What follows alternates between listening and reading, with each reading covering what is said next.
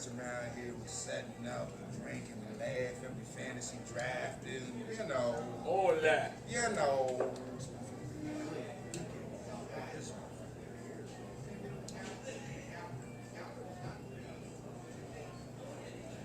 Shout out to the I Got Game Fantasy League. I know I already won a championship already. Yeah. They said you gotta claim it. I guess. I already won it twice. I ain't worried about it. I'm always in the mix. You gotta deal with me. Bull said it's done. Libation, it is done. It's done. It's done.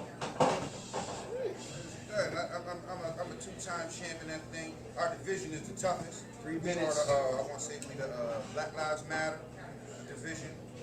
Last year, I want to say we was the no. Was it Raising Canaan? I get that on my shirt. Right. Shirt like this is me. That You shit know, was I think loopy. it is. Saints. That shit was loopy.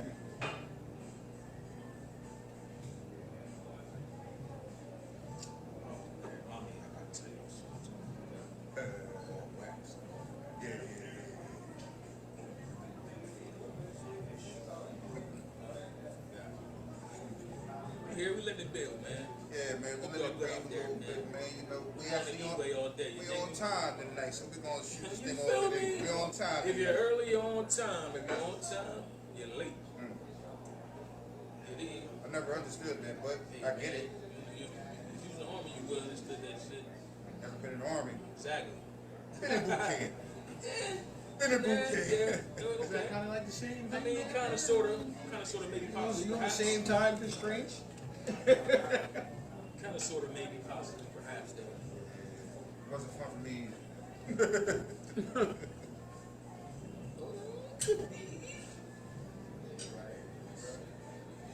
Shout out to Hawk Booker. Hockington. Yeah, they I remember the staff and the cadets voted me the best cadet down there. I was just really well rounded. I'm not saying others wasn't, you know what I'm saying, but I was just really well rounded. Watch this. I seen it, like it was interrupted or something. I did it a couple times. Yeah, I saw it when it as long as it don't go out. So, Yeah, true. As long as it don't go out, that mean I gotta get the fuck up or something, but yeah, but I saw it a couple times. One more minute, man. We're going to go in, man. One more minute. We're going to go in, fellas. Ladies. Shout out to South Africa in the building. Sheesh. Yeah, we already out. Got in there. We all the way out in Botswana. We out there, man. Out there. Next week we came in Bucharest. Yeah, Bucharest. We just came from Bucharest. Yeah. Lovely out there. Come on. Lovely out there. It's Gucci. Live at the E Square Cigar Lounge, 3616 Kirkwood Highway. In case y'all didn't know, we will hear it again. Over and over. Facts.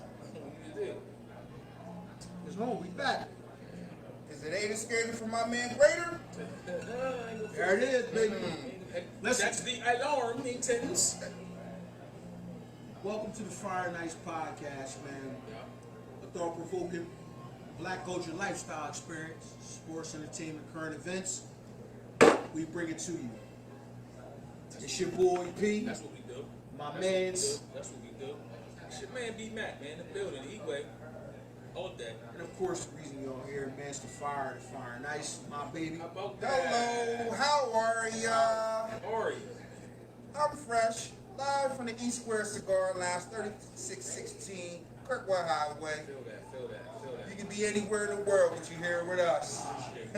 Appreciate you for walking with us. You're here with us. Appreciate you. We are back in the newly redecorated 3616 Yeah. I must say. It's Kirkwood Highway, East Square Cigar Lounge.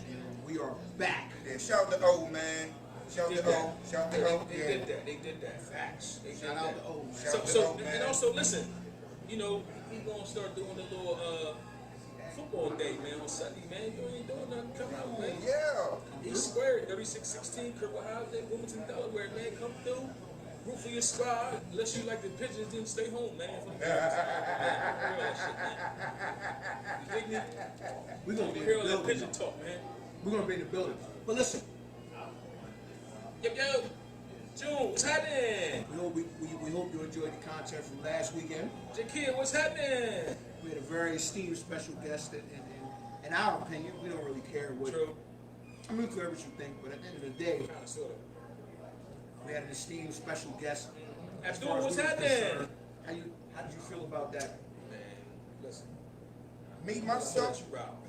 Meet myself, man. I can get really long-winded about my idol, my musical idol, Grand G.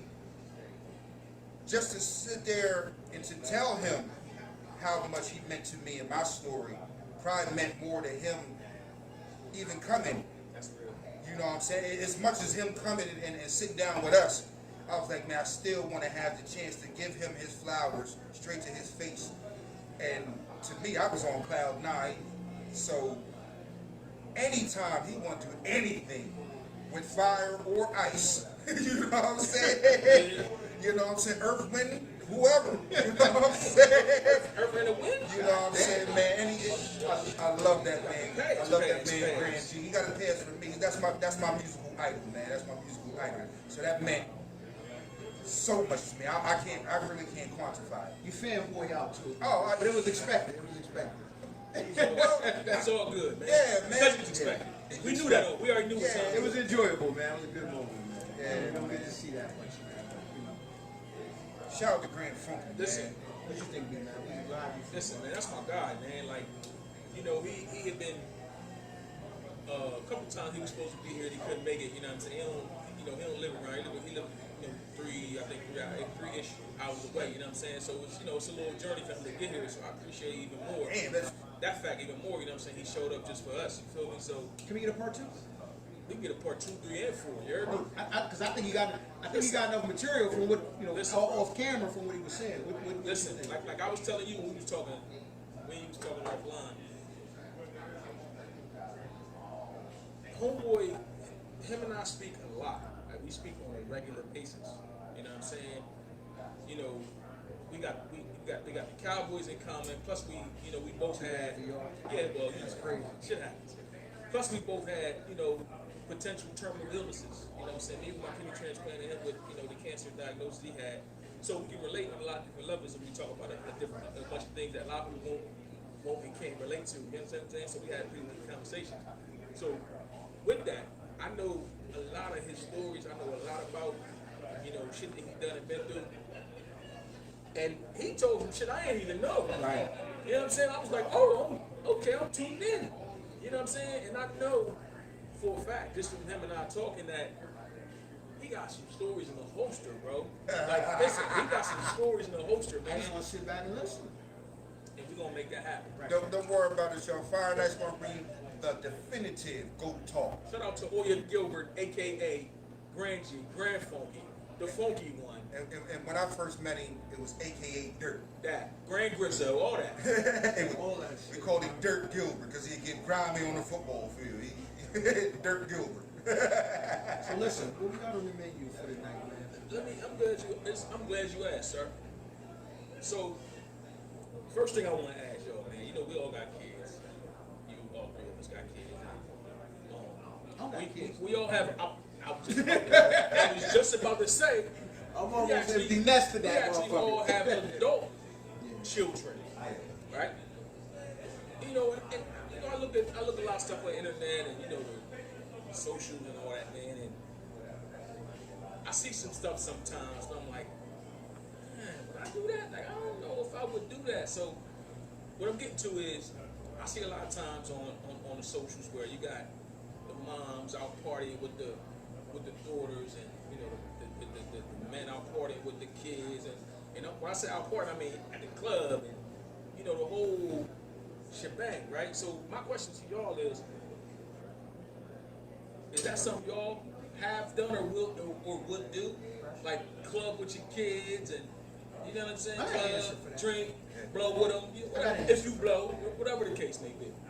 I got an answer. Me, myself, I always try to say, man, give people what they're ready for. If you 24 years old and you've already shown me that you can handle what a 24-year-old can handle, then maybe, no, I ain't gonna say maybe, then probably, we can hang out. But the one thing, the operative word is, or the operative phrase is what you're ready for. You know, I know some 15-year-olds that have grown people responsibilities. I know grown people that have no responsibilities. It's about yeah. So and no maturity to go with no responsibility. So I don't care what kind of child you are, mine, somebody else's. If you've not necessarily showing that you can handle hanging out with me or with adults, then we can't hang out. But I can honestly say I've hung out with many people younger than me, and they can handle things that I couldn't handle. So it's sort of kind of a what can you handle thing. So I guess speaking to, I ain't gonna say personally, but to what I know of, I would probably say, yeah, if my kids can handle it, we can hang out. So can your kids handle it? Because it's a real time question. The real time question is, would you hang out with your kids, party, bar, club, drink, club, Some of them, etc. I would say some of them.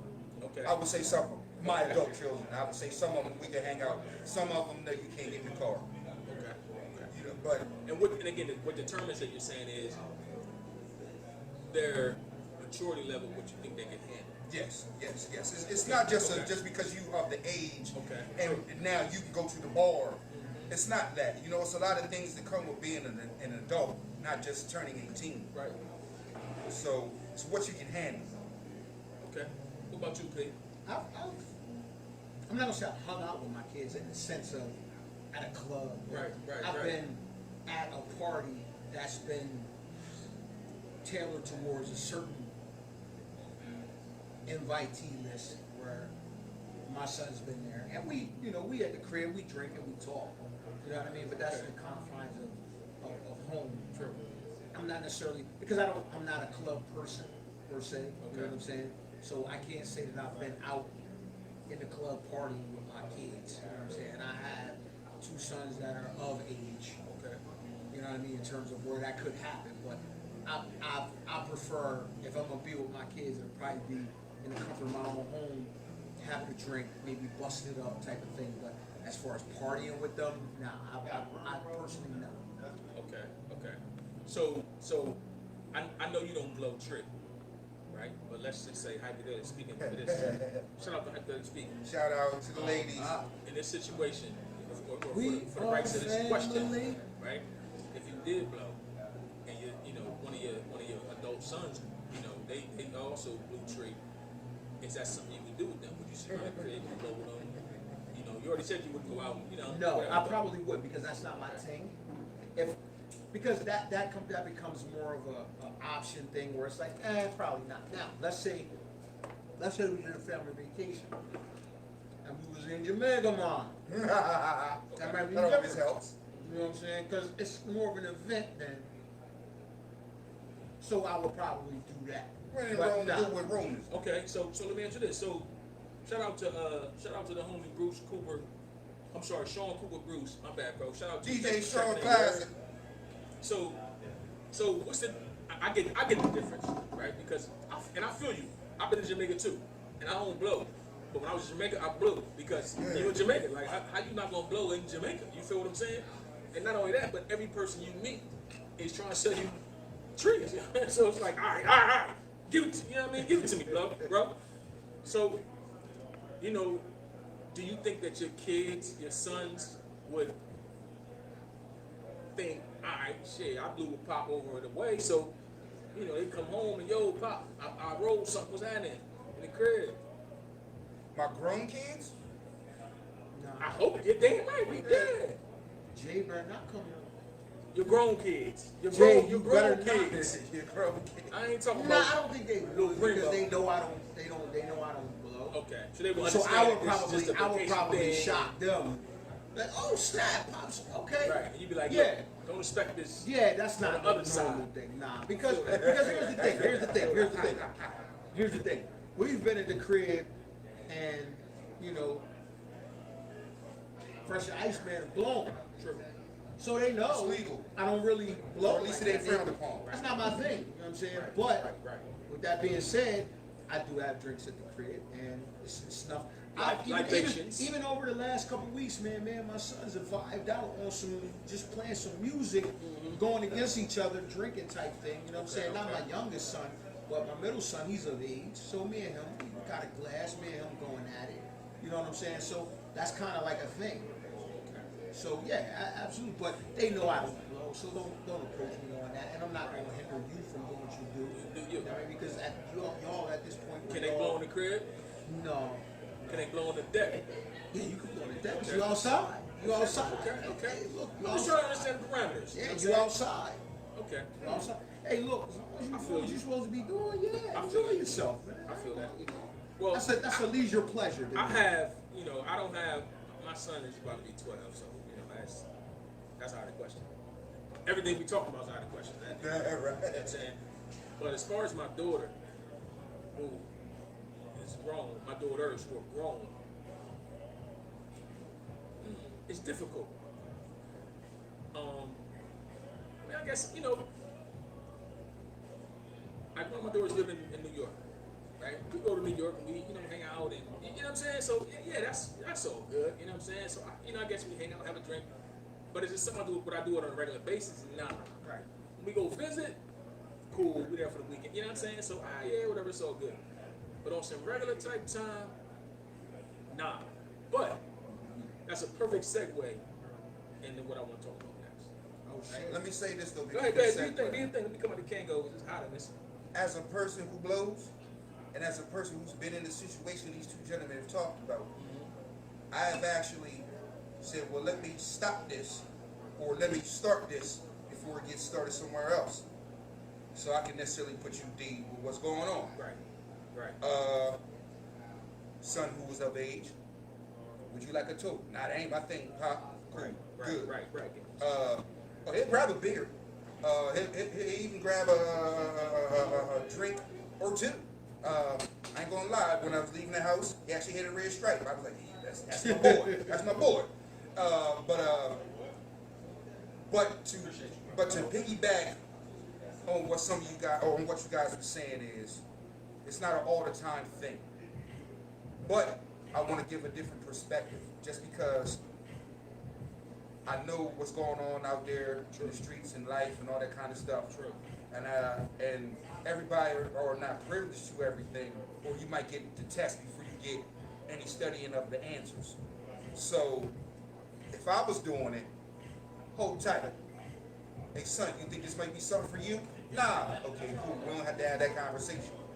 But if it was something for him, we're gonna sit down, roll up, and talk about this marijuana life. Because that's a thing for you. Mind you, the son I'm talking about will be 24, 3 days, 4 days, the 13th, whenever the 13th is.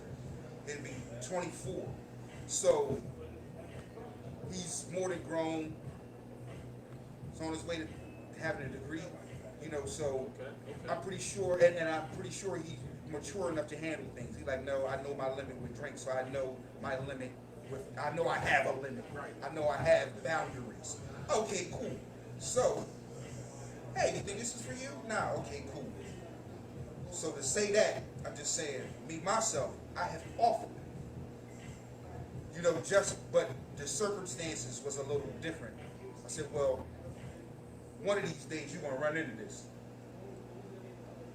Let me put you D with this life. Okay. You want to know parts of it? Okay, I know my son. If he wants no parts of it in that aspect, he won't look down on it. It's just not his thing. It's not for him. And trust me, he's seen enough smoke to know if that's his thing or not. He's seen enough smoke Dig it. to know if that's his thing. Dig it. So, like I said, that whole thing kind of segued into the next thing, right? So it's like, you have adult sons, and your daughters are young. You have an adult son. Two adult sons. Two adult sons and adult daughters. Right? I have adult daughters, young son, and a young daughter. So you out with your, you at the mall, right? With young boy, right? Primo or the other two older young boys, right? Y'all doing your thing, shopping, boom, boom, boom. And he like, damn, she alright. Are you like, go get her? You know what I mean? Go. And before you answer that, you have two older daughters, right?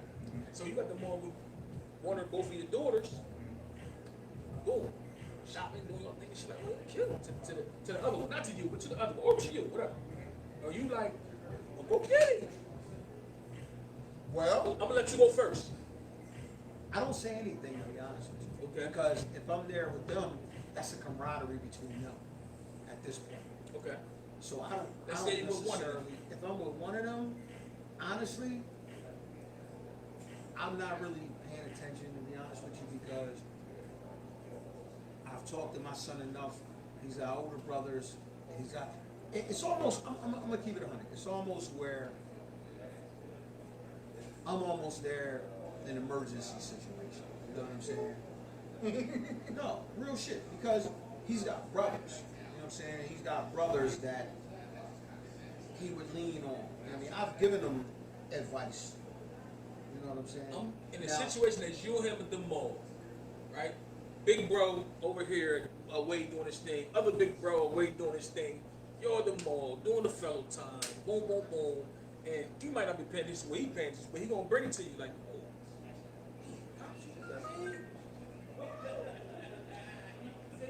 what you giving him? As cool as that, I'm probably gonna say, well, Go get it? yeah, I'm Okay. like that. Okay. Okay, what you? Okay. I'm gonna ask him what he's feeling. Okay. And then we're gonna go with that. But I'm not gonna pressure him. I'm not gonna force him to Yeah, go get of it. course, of I'm not course. gonna force. Hey, I'm gonna ask him. Okay. Why you asking me for? What you thinking? So if my niece, you and her out, she 19, you're at the mall, boom, hold on, you're at the mall, boom, playing right, you're all doing your thing, da, and she like, oh, he cute. Are you gonna say go get it? Nope. Okay, stop right there, sir. You with the young boys, one of the young boys, you're at the mall, boom, playing. You see, or he ain't got you see him straight like, what's up with you? Man, she's tough. Well, go get her then. Is that where we going with it? well, my answer is sort of kind of like Felix, and it kind of reverts back to what you ready for. What can you handle? One thing I like to do as a parent is let you do what the fuck you can do. So are you gonna tell him to go get it? I'm not gonna tell my daughter or my son to go get it. Okay. What I'm So probably if going so if he say, I'll be right back. Nigga go bag this joint. He go, cool, right? I'm being Foot Locker, checking out some Air Ones. So if she say, That- Pop, I'm ready to go how this homie over here. I'm gonna be in Foot Locker, checking out some Air Ones. Okay, so it's the same both It's the ways. same. Okay, hold on. Put a thumbtack in that. Okay, so I see you over here with the I ain't ready yet. So if baby girl, again, she's 19, 20, she up there. Put this down. But if she like, hey, I'm ready, I'll be back. I'm ready to go over here and see what it's hitting for, whatever term they're using these. I don't know, whatever. You got a problem with that? Like, whoa, you ready to do what? My daughter? Yeah, what we doing? Yeah, I got a problem. So no, you ain't doing that. You I ain't ain't going. spending time with that. Do it on your own time. Wow. Just do it on yeah, absolutely. No problem. Absolutely. So one of the young boys, it's like, yo, we go do your thing, and all right, Yeah, I'll be in I said it. I said it. You ain't got to second guess it. I said it. Yeah, absolutely. Okay. Right. Okay. With me, there is no double standard. Because if you grown, and you up, like I said, you can handle hanging out with me, going to a bar or whatever, something like that. If you grown, and we talk about our grown children. True that. I have children that have went further than me, that have done more than me. To a certain extent, I can tell them what to do. Hold on, you already started doing some things in your life, and it looks like you can handle them because you've already been handling them. Fair. I mean, you can't tell absolutely them. not. You can't control them. Absolutely not. But if you say to your daughter, "Nah, we ain't doing that," they gonna listen, chances are. Here's the thing. But you ain't even going that route. I'm the type of person, I try to pick my words very carefully because I don't want to dissuade. I'm like, my personal opinion is my personal opinion. But I don't want how I feel Fair. Absolutely for you not. to change what you're going to do with or without me being around. You spend feel what time I'm with saying? that. Okay. If you're grown, and I ain't just talking about if you're 18, Okay. if you're mature enough to handle what grown Mature people. adult. Yeah, 18. Yeah, I'll be a full out. I'll be in full I'm out. grabbing when you're done. Call me if you need me. Right. My ass. Cool, no problem. The thing with that is, I'm just like, okay, so what you expect me to say? All right. So, What you expect me to say? That my daughter on another time. So- It's father, son, Nah, father, listen, daughter. so here was my take on that, right? Obviously, my son, I'm like, yeah, go, I'm right here drinking my smoothie. You know what I mean? Go do your thug physical. You know what I'm saying? At the same time, if it's one of my daughters, I would tell her, bring him over here. Let's both holler at him. You know what I'm saying? Like, because, and here's the thing, like, obviously there's a double standard, right? In society, period. That's undeniable. Right? Yes. And my man just Yes, it is. confirmed it. But we knew that anyway before we even said Yes, it. We it already is. knew it was. But do you want to? But listen, do you want to conform to those let stereotypes? me finish. So, my thing is this. Like, because at the end of the day, if she goes to the mall and you're not there, and she sees something she like, she can go get it. You know what I'm saying? Right. So my thing is, I'm gonna be on some type of time, yeah, let's go. Or like, I'm gonna go get it for you. You know, I wanna hear this conversation. And I'm gonna just, And you did say adult daughter, right? Hey man, I got down here, homie. You said adult daughter, I actually right? did say adult daughter. Okay, so yeah, I'm gonna be a little possessive, I wanna selfish. You on daddy time. Yo, my man, come here real quick, homie. Come here, son. That's the type of time Versus I'm me being a person that has met boyfriends of my daughter. You know, I'm not the guy that's going to be cocking the shotgun at the door talking about this is what's going to happen to you. No, because what I know is going to happen is I can't be everywhere at all times. Right. And I know they didn't stop making people like me when I turned my age. So what I'm saying is, if people can handle what they can handle, if you're gonna talk to the man, if you had that type of response with me, you're gonna have that type of response without me. Plus some. So I don't need to be there when you stand there and talk to anybody and none of that. I don't want to influence anything either way. Because I want you to be you. And if you have some problems, holler at me. But as you being grown and me understanding you're of a certain age and of a certain maturity, I'm going to let you handle what you think you can handle. And if you have some problems, we'll have some problems. But like I said, I can't. Some things are already out of my control. Absolutely. You know what I'm saying?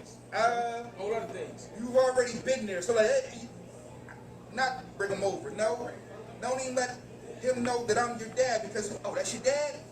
I don't know what he is. Even if I ain't saying shit, he might be somebody for my daughter, and I scare him off. If you scare him off, then he ain't the one anyway. Fuck that little nigga. I know enough about life to know that you can scare good people off. I know enough about life. I know enough about life to know that if he like, yo, who that? That's my pop. Over there in the cut. And he's scared. He need to get the hell on then. You understand what I'm saying? Because if it was a problem, I'd be like, you know what I'm saying? If I'm just in the cut. Right. And he, I'm cool. I can't even. Right. Well, He need to beat it. well, He ain't the one. with that being said, I'm not the one who's gonna choose who's the one for you. Yeah. You know what I'm saying? Oh, So definitely. I get I that. don't know what you want. But he making that choice himself. If you scared him off, he making that choice to be scared off. So in my mind, he wasn't ready anyway. Because What if it's, oh, that's your ex-boyfriend? That's fair. Oh, pew! That's Like fair that. to say. That's fair to say. But you never know what he's thinking of you. He may even have seen you somewhere before. And I don't know. And that's what I'm saying. Like, that's my dad over there. Oh, I ain't fucking with you. Okay. You know what I'm saying? Like, now, regardless, it don't have shit to do with my daughter. It has something to do with me. Get the hell on, young nigga. His daddy. I think it has more to do with him. Well, I put it like I think this. it's more to do with him. It may have something to do with him, but that does not mean he's not the person for your daughter. If he's scared of you, that don't mean he's scared of her. No. Oh, I wasn't prepared to meet Dad today. I don't even know you. But he ain't because Dad in the cut. Why they over there doing their thing? If he's scared to look at Dad, and that's a whole situation to me. I ain't listen. Dad ain't said nothing. I will say, no. I ain't. I will, no. You know what I'm saying? Even though I've never been a scared dude, depending on the situation. If you say that's my pop over there in the cut, I'll probably be like, no, I'll play out the string, but you came over here. So what I'm scared for? You came to me. Okay, and so your pop let you come to me.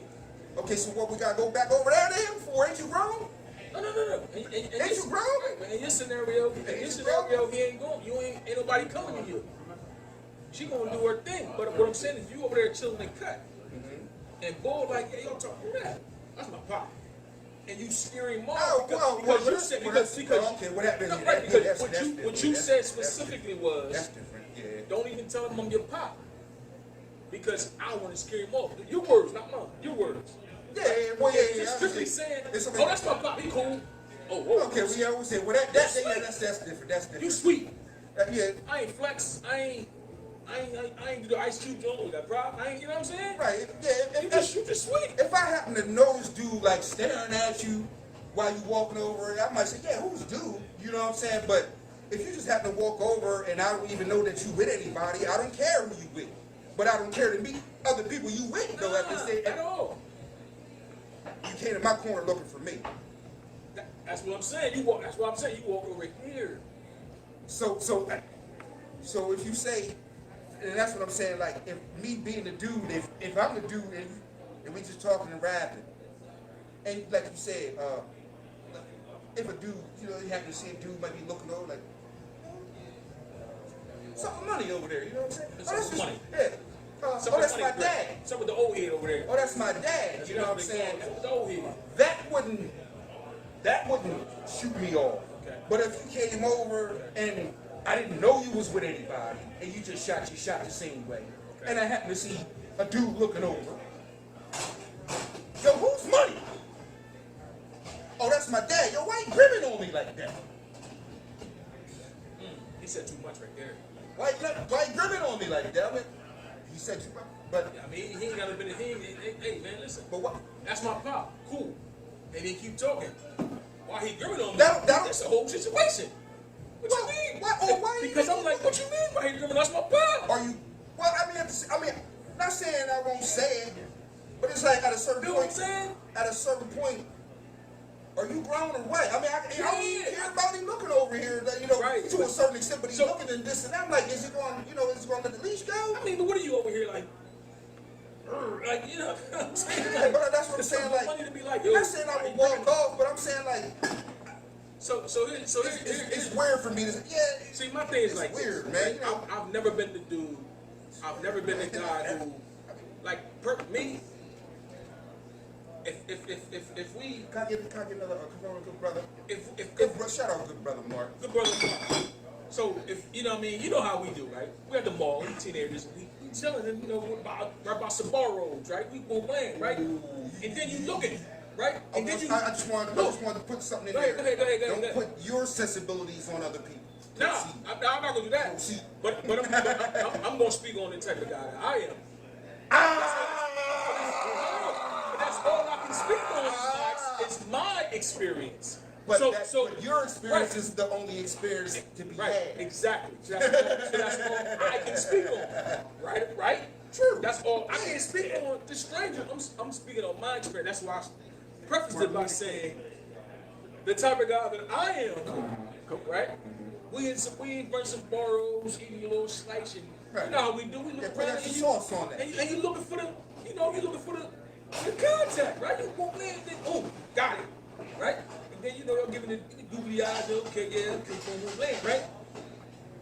I've never been a guy to be like, that's her pop. I don't care. I'm gonna give my never cared. I'm gonna give my brother some flowers right now. Ever.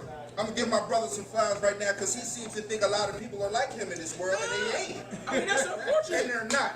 That's unfortunate. And I ain't saying it in a bad way. What I'm saying is he seems to think that the playbook that we played from is a very popular playbook, and it's been shown, and everybody's got the memo that this is the play that we playing for. I know many people. But if you run down on me, That's if you. you run down on That's me, all. That's you. all I can speak for is me, though, Fresh. It ain't 8 billion views Nah, in it's the not. world. But I'm giving my perspective. But you're a unique dude. If you run down, I doubt, not as you niggas you might think. Not as you niggas you might think. But you are unique. If I run, if no chill, same scenario. We had some borrows. We I mean, we get that piece, and then boom, shorty walk upstairs. Hey, how you doing? Good, how are you? What's up? Right? And I'm like, But it's not 100% that's you. your mom? What you do. Oh, all right. Hey, mom. I know. Oh, you know him. Hey, mom. So yeah. That's you. That's us. Hey, That's like, you. That's us. hey. Man, we 3 people. But that's what we're 3 No, people. man. I mean, If just a sight of her father shakes you. Nah, you need to keep it pushing. Nah, Go, no, man. I ain't what I'm saying. Go, man. Nah, I ain't. I'm okay with No, I'm not saying that the site shakes you or whatever like that. What I'm saying is that the way you do things, the way we do things, the way we see things, is a unique perspective. True, okay. It's a unique perspective. Okay, how about that? What I've learned living some life and being around people is I've learned, I said, everybody don't play for the same playbook that we do. That's facts. And I started learning, I was like, it was more people than I thought didn't play from the same playbook that I thought a lot of players played from. So I'm like, oh, okay. I know my guys would have did this. True. But I see on a regular basis that groups or whatever, individuals, they didn't do that. They still good guys. They still have women. They just do things different. Okay. And what I've noticed is, I'm like, we're a little bit more unique than we thought. Now, you may have run into a lot more people like you, but it's because A likes A alike. You know what I'm saying? True. You sell insurance, True. you probably struck up a conversation with a motherfucker at the press. Shout out to Tyrell Flair, ATL, Pensacola, my man. You feel what I'm saying? So players hang with players. Chad Penn, what's cracking? You know, so if we all sharpening our steel to go a certain way, True. we going from the playbook. Okay. But what, like I said, I've learned is a lot of people didn't have that playbook. Right? So it would be it would like, I thought a dude of this caliber and this thorough ability would do this, and he didn't. Like, even though what he did was okay, it just you could have been a little bit more aggressive, you could have been a little more subtle. Okay. It's all good, but he didn't. So as an opportunity, I know all 8 of my guys would have took. I've seen other people, that ain't for me, money grab. Word. I got something else on it. So what I'm saying is, everybody's perspective isn't our perspective. Oh yeah, It wouldn't shake us. But I've seen people be shaking like that shit. Cousin, I ain't even about that. That shit. I'm coming to drop off some money. Matter of fact, what's going on, cuz? Please, please. Leave my goddamn daughter alone. That's the guy that's going. You come in his house. You infringe your own family time. all right, so let me ask you this. So your daughter, bring ball home, right? She's she of age, right? Because I don't do boyfriends Nigga. in high school. I ain't luckily, fortunately, I haven't had that You situation. jumping way. Listen. I haven't had that situation where my daughter was in any of my daughters were in high school. My daughters didn't have boyfriends until college, right? Or at least not serious. You know what I'm saying? I'm sure they had, I ain't stupid. I'm sure they had, when they hollered at it. You know what I mean? But relationship type, sexual type, why whisper like, I don't know why I whispered his name. I always say when people, that was weird. when people start talking to them, when people start talking serious, that was weird as hell, but it just happened like that. So, like, luckily, You whisper. luckily, I fully understand. it wasn't I until fucked that nigga up. it wasn't until my daughters were in college, right? Till that started happening. I don't put the but the point is, I never had to worry about the whole high school with that ain't my thing. You know what I'm saying? So, but I have met, in college and after college, I have met a boyfriend and child, right? I don't know, you angry somebody, you want to beat somebody right now. Nigga gonna beat up this I guy. don't want to be me, so I'm gonna leave him alone. I'm not trying to hear I'm that shit, gonna leave him man. alone right now. So your daughter, you're right. I don't want no smoke from this guy right now. He's fuming. I should just smoke I'm not out trying to here. hear that shit, bro. So your daughters, one of your daughters bring up, bring college, whatever the case may be. What's the conversation that happen? If you know what I mean? Hey, pop, pop, man. I'm assuming if she brought him to my house, She digging it. They're a couple. She feeling. she digging him, but I'm assuming she like, oh yeah, my pop cool, I mean, I don't Tony care. wants you to Probably. don't mislead nobody like that, Farrah. Your pops is not cool. I don't know how to break it to Paul, but at some point, this is a reality you're gonna have to deal with. Absolutely. I don't know how to break it to him. My daughters ain't ugly. But it's something My daughters ain't ugly, so I'm I not know. liking it. No, absolutely not. Nah. Absolutely not. Obviously you don't like. I like it, but that's the reality that's coming to you, bro. So So the conversation, absolutely not. so So the conversation you having is what, bro? hold on. Now here's the thing. Okay. I'm a happy-go-lucky guy. Man, Sometimes. Okay. if you like it, I love it. If you thought enough of him to bring him to my house, Okay. regardless of how timid, whatever it was, I'm going to say something to him. Okay. Not intimidating, but you're a guest in my house. Hey man, what's happening? How are you? Okay. Let's just start there, man. Where'd you meet my daughter? How'd y'all meet? Charlie Murphy. Okay. Okay. I say all of these things because, like you said, these things are going to go on with or without. My daughters, none of us got ugly daughters. You know what I'm saying? So they get hollered at. I think the thing a lot of us have in our mind is, I don't know if I know dudes because I know me. I know dudes because I know me.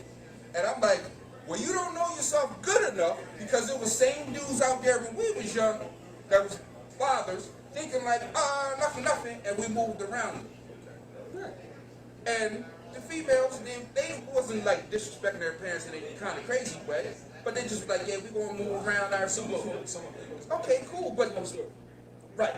But what I'm saying is, if I see you have the potential to go forward with this thing, or even just to next week and y'all just having fun right now, who am I to stop that with? I mean, you can't stop it. No, I'm not going to stop it. You can't. So I just keep it real.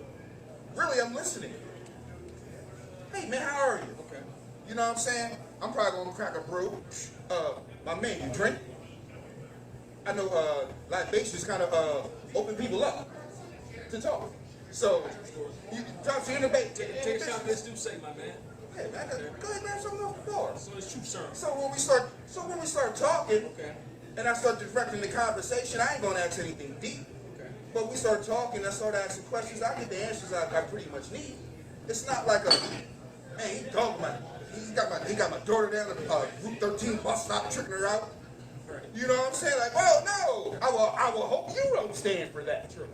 You know what I'm saying? I'm pretty sure we raised some daughters that they ain't gonna go for that. If they do, we're gonna go snatch them up from the cafeteria. But anyway, what I'm trying to say is that if I have enough confidence in my grown daughters to even date, I have enough confidence in them to pick a mate. You ain't gotta have confidence. Right, that's what I'm saying. But to date someone they can bring to my house. Like if you can't bring to my house, he's probably not for you anyway. But I'm not gonna tell you. You know, So you know it yourself. So here's I think it's about. I think it's about us as fathers, right? And the mothers too. They play a huge part. This way, I don't want to exclude the mothers. They play a huge part too. I think the biggest thing is, right? The biggest thing is you just have to do everything you can do to prepare them, right? Which is, that can go either way, right? Because you can be the best dad-mom combination in the world, and your daughter can meet somebody, all that shit out the window. You understand what I'm saying? So, and that's just reality. There ain't nothing you can do about it. So here's my conversations that I've had with boyfriends of my grown daughters, right? What's that? How you doing? Shit, yeah, what's your name? Okay, cool. All right, so listen, before anything else happens, let me just give you a couple tidbits, right? I am in my daughter's life. There are men other than me present in my daughter's life. It's important you understand that, right? So I don't get involved with relationships. And these are my exact words that I've told these young men. I don't get involved in relationships. I will tell her, if it's urgent on her mind, then holler at me. But don't tell me that, you didn't. I don't want to hear that shit. Because that can make this situation go somewhere else. You understand what I'm saying? So I tell them like this: listen, homeboy, I love my daughter to death. Right? Don't disrespect her. Can't stop from cheating on her. That's between y'all. Right? Don't ever put your hands on my daughter. Don't ever call out her name. Because when that happens and she tells me, Well, it's going to be a whole different situation. I ain't gonna lie. You understand? We don't have to have that talk. If my daughter tell me that happened, no, but right. whether we had to talk or not. True. This is I gotta true. go see some fucking This bodies. is true. This is true. But I'm putting it out. I want to put it in the air, and I say that because as men who were once young men who dealt with young women, right? We know how important it is for that guy to know there's men around. You understand what I'm saying? She got me, she got uncle, she got cousin. You will get handled, homeboy. You understand what I'm saying? Now, whether he can do what he wants with that information. And that's what I tell him, hey, do what you want with that. Right? You might be this thugged out full disclosure. And you, and you're like, all right, cool. And then you go back like, I think about it. Okay, cool. Right, just know that you do what you want right. with that information. You understand what I'm saying? But the moment I get a call from up top or from down bottom, and say less. And it's a done deal. You understand what I'm saying? And that's all I can do. That's all I can do. And then from there on, it's just ready to come. So what's up? I ain't and I tell them, look, I'm not the, hey man, what's your intentions with my daughter? This is my I know your intention, nigga. Right. And I want you to know that I'm here. These niggas is here. It can go down if you wanted to go down. I'm gonna tell you this. This is my take. If we talking stages, if we talking right now, my daughter's in ninth grade. Yeah, we wouldn't even have that conversation. My daughter's in ninth grade. That's not a conversation, right? Okay. I'm not taking none of you niggas serious, and I'm telling her neither is she. to take none of you. Right. Real shit. Okay. Now, if you fast forward, I'll even say 3 years, senior, prom type shit. Okay, I might honor one of you motherfuckers because you motherfuckers might be around. Cause you taking a gang of pictures and shit and all that. But I'm never gonna get to know one of you niggas personally. Like now I know, hey, Mr. Phil Dawes. Nah, it's just not time. It's not a time in her life for that. Now, if we talk 20s, early 20s, that might be different. Because now. So how does that conversation? How does that early 20 conversation? It goes similar to. It goes. Now I'm only hypothetically speaking. Shout out to the lady. Of course. It is a conversation similar to what you alluded to earlier. Listen, fam. Now I'm a little bit more alert because I know my daughter's older. I know women mature a lot faster than men, so this could be something. Maybe it's not. So it's not necessarily a conversation with you. I'm just peeping. Now I want to know what you. It's not even a conversation about you and my daughter. I want to know more about you. You know what I'm saying? Right. Because at the end of the day, we're gonna sense BS. I just want to see if my BS meter gonna go up or down. How you gonna handle yourself You know what I mean? When we having a conversation and they don't really got nothing to do with, not that what's your intention with my door. I mean, listen. But does your BS meter really matter if hers ain't calibrated? You understand what I'm saying? Calibrate them I'm early. glad you said that. I'm glad you said that. Because here's the thing. It's not because at that point she's gonna make her own decision. Facts. But I need to be prepared.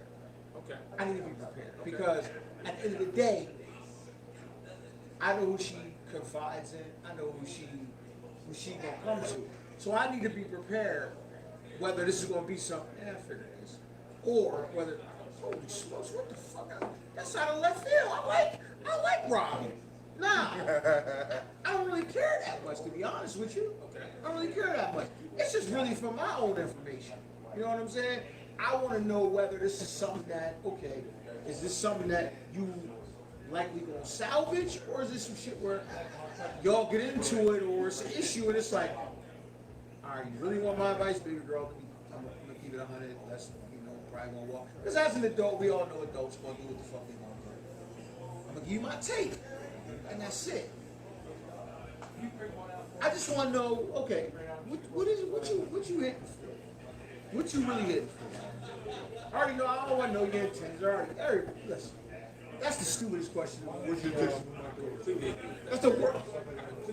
I already know what your intentions Right, are. we plan on going to Bible You know what I'm study. saying? Completely agree. That's I already Bible know study, what your sir. intentions are.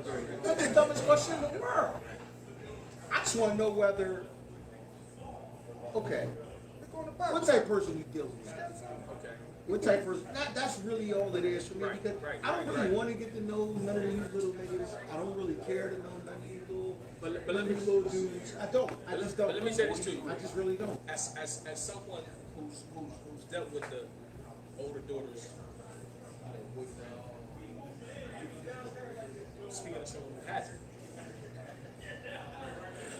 your approach is important, right? And I say that. It's almost everything. I say that because your daughter knows, right? And if your daughter says that she not gonna talk to you. You understand what I'm saying? So it's an, I'm telling them you're all right. That's what I'm saying. I don't want to. But it's really important how you approach the situation. Now I got a boyfriend situation because if you approach like you talking right now while she's a youngin, and I get it, she's a youngin, so that conversation, I understand. But I'm keeping it a beam with you. I'm keeping it a beam with you. If she feel like she can't come out at you because you're gonna get mad and punch you in your girl, she's not gonna talk to you. I'm never listen. Let's make sure. Let's put it in its proper context. I don't care to get to know anyone. That's my approach, because I know it's nothing. To me, it's really nothing permanent. Now, if you last for 5-6 years, fair. That's fair. okay, awesome. But at the end of the day, man, life is life. You know what I'm saying? I don't really care to know what you do. Am I gonna be rude? Nah. But I'm not gonna be. Oh, what's up, Johnny? Oh, this is my name. You're not gonna be rude. Man, this is. No, You're not gonna be rude. I'm not gonna be rude, but I'm not going all out my way. Now, if you go out your way, to try to prove yourself to me, that's different. But I'm not going out my way to. Not rude to me. And that's what I'm saying. You don't have anything to prove to me. You don't have anything to prove to me. Like you said, in the hypothetical, they already dating. You've already proved it to who you need to prove it to. Facts. She's accepting. I'm here as a guardian, understand. and there's nothing you could do to make me like you more or like you less. Right now, you're a stage in life, to be honest with you. Now, if you stand the test of time, then that's different. But I mean, I'm not. Listen, I'm not getting overly, captain of the debate. I don't care about all that. I get that. Y'all kids. That's my take on it. Y'all kids. You're kids. I get that. That's just my take on it, man. And like I said, my thing is, and I said it jokingly earlier, but in a way I mean that. Joking kind of sort of. Leave my daughter alone. Kind of sort of joking. This family time. Leave my daughter alone. I'm saying bullshit. Leave my daughter alone. This family. I only got her for a little bit. Leave her alone. You know what I mean? But ain't that a conversation you should have with her? She knows this. know this. But in this, She know this. She know this. I got you. Am I saying she know? Hey, no, she know I ain't keen on her having no boyfriend, but I said in a joking manner. I know she's a. I know, like you said, I know my daughter's not ugly. Life is life.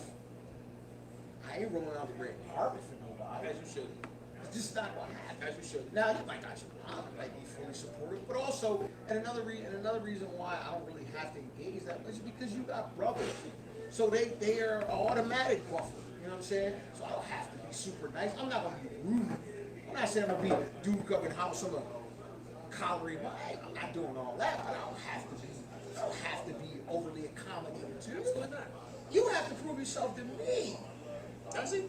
What else? If you want me around, What is he proving to you? What do you got? If you want to be around, but if you don't, if you want to be around, but if you don't want to be right, If you want to be around so if you. you don't want to be around, if you don't want to be around me, I already know what it's hitting for. I already know what it's hitting for. I already know. If you don't want to be around me, I already know what it's hitting for. If you just want to be around her, if you just want to be You know what around it's her, for? I don't want to be around you either. It's been You understand what I'm saying? plenty of dads I like. I didn't want to be around them. For what? Like, I don't want to sit on this dude. I don't think they got, my opinion, How many- they ain't got nothing to do with nothing. How many girls from high school are you with right now? One. What you mean? That's it. But that's And you run. zero. What I've been married to. But no. Listen. What I'm addressing right now is your comment that says, if you don't want to be around me, you just want to be around my daughter, I know what it's hitting for. And I'm saying not necessarily. Right. No. Because I can be extremely interested in you. I can love you, care about you. I don't want to hang around your father. And that's okay. I don't expect my daughter's boyfriend to want to hang around me. Right. Because I don't want to hang around him. Right. Matter of fact. So speak. I don't take that no certain kind of way. Right. That don't mean that your intentions are this or that. That's not to say I'm gonna jump in. Oh, you can't be around. No. At some point, if you want to be with my daughter, I'm a part of that package to a degree. But I don't gotta hang around you. Not a 50%. But I don't gotta hang around you. As kids. I thought we fast forwarded to her being a young adult. Oh, okay. I thought that was the conversation we was having. Well, and her being a young adult meaning how old? College. You just said maybe. Oh, well, yeah, that's a talk. Yeah, listen, to a degree, you're gonna have to be around me because I'm around. I'm in her, just like you said, I'm in her life. So he just totally disregard me. The only time he gotta be around is when he's at your crib, bro. Right. You ain't coming to his crib. Right. You ain't going on dates with him, are you? Because that's weird. Not in no way, shape. So how does he gotta be around you then? Because I'm her father, I'm in her life. I'm well aware of that. But he don't gotta come here. And she has a relationship with me. But she don't want to hang around you when she with her dude. They won't listen. I know what you're trying to paint. Nah. Do you? I don't know that you do know. I know what you're trying to paint. But what I'm Put trying to yourself in those same shoes. I'm trying to paint reality. Put yourself in. You like if I want to, my wife that I How do many- right now, yeah, but I want to. But no, when you was a young adult, how many pops was you trying to hang around? And you liked them. When you say young adult, Come on, bro. We're gonna keep. If you say young adult, college. How many pops was you Freshman trying to hang college. around? Even if you liked them. I don't want to hang I around was you. cool with a couple. So you Not want to cool go hang with out? them. I'm not see y'all taking No, that that's out of what you context. said. That's what you said, You're bro. taking out of context to make your point. You taking said it out of context your to word. make Your your words, point. not Nah. mine. He talking- has to be around because I'm in her life, and that's two completely separate things, bro. You can be in your gotta life make that- we gotta without being around her question. boyfriend. Nah, it's not. That's two completely separate things. How is it not? not. Because you're around her at home. What if he never He come don't to want your to come to crib? your crib. For what? I don't If he want to never come come around to your your crib. crib, it don't mean he don't like you. I just don't want to try to. I don't want to hang around your pop. I gotta go home and get I something. hang out with you. All right, babe, I'll be here when you get How back. you taking out of context? That's what Tell you said. your people to say hi. But what if he said that all his life? What? Is that realistic though? Is that realistic? Have you done that or have you done that? Now you going left with it. That's not realistic. Maybe not all his That's life. not but realistic. maybe That's not what all- I'm trying to say. but that's- At some point, we gotta have a relationship. If you talking about later on in life, you gotta have some kind of relationship. Okay. I'm gonna leave it right there. I'm gonna leave it right I'm gonna leave it right there. Maybe I should leave it right there. have said maybe y'all will never be in. I'm gonna leave it right there. All his life. Maybe that was the wrong We're phrase. gonna have to agree to disagree on that. Well, we are. Yeah, we are. He can definitely avoid. I had a relationship with my father. He can definitely Absolutely. absolutely Married. and love Right. But that's not what we're talking about, bro. Are you okay? That's not what we're talking about. Why are we not talking about it? Because several times we've said college. She is in college. Is what we was. That's the conversation we were having, bro. She was in college. If she in college, she don't want to come hang around you with her dude, and he don't want to hang around you. That don't mean he has bad intentions. That means I don't want to hang around her. And that's perfectly fine. That's fine with me, because again, I don't want y'all around me either. Because then I might be questioning you. I might be. Why you keep coming around here? Yeah, Like what the for what? fuck? Eating up all that food. Moving on. Moving on. All right. So Diggy, we gonna agree to disagree on that one, right? So we're gonna move on to this is a question I had. It's funny. Somebody asked me this the other day, and I was like, damn. Who was it? I can't never I remember. don't even. I have And that's no why idea who it was. It was a random shout him out. conversation, right? But my question is this, bro. What the fuck happened to chicken pox, dude? No, I'm dead ass. I'm dead ass. What? If anybody out there has seen chicken pox, please let me know. Because I haven't heard of a kid having chicken pox since forever. And they had, we've always had the vaccinations. And I had them twice. I've never had it. What happened to chicken pox, yo? I ain't heard nobody talking about. Was it Fugazi? Trust me, it definitely wasn't. I know it So wasn't. listen, if you're tuning in right now and you know a kid or an adult that has had chicken pox in the last several years, Recently. chime in the highlight, man, because chicken pox, remember ringworms? You remember ringworms, right? We was talking about that in the car. What happened to ringworms, man? You put your mom put the penny in the vinegar and she put it on your joint. You know what I'm saying? Right, because you get that circular. Has anybody seen ringworms? Ringworms, or you around? Hey, come on, man. You know, Holla at me, man. You know what's crazy about that, man? Because, I don't know, this might be a touchy subject for some people. And I say, vaccination. I can truly remember when I was young, like parents telling people like, he got chicken pox, go play with him. So you can get chicken. No. Oh yeah, so you can get it out So the way. you can get it out the way. True. So you can get it out of the way. True. I remember that. But I had it twice, so that ain't working for me. And that's what I'm saying. I'm like, yo, so you can get it and get it out the way. But yeah. So that's what I'm saying. I'm speaking to how prevalent it was when we was young. But like people say vaccines and all this kind of stuff. I would say I'm no doctor, but I would say vaccinations are probably the biggest reason we don't see chicken pox. So, is there a vaccination for ringworms? I don't think there is. I don't. Why has no one had ringworms in the last 20 years? That's what I can't hear. Help me understand. I mean, that could be. You're right. Oh shit. That could be the case. If you know anyone who had ringworms, chicken pox in the last 20 years, please chime in and let me know, because I'm thinking it was fake, and it was I don't know. I had calamine lotion all over my face, man, from the chicken. You know what I mean? Hey yo, come on, man, what's you got crazy? pink dots all over you, bro. I be seeing them commercials about adult chicken pox shingles. I know somebody who's had shingles. Yeah, I do know somebody. That's rough. And I'm kind of waiting on it That's because rough. I think I don't know if it's gonna hit me or not. But I had that second case in high school, and I had a bad case when I was younger. So Word. yeah. But they say you only get shingles if you haven't had chickenpox.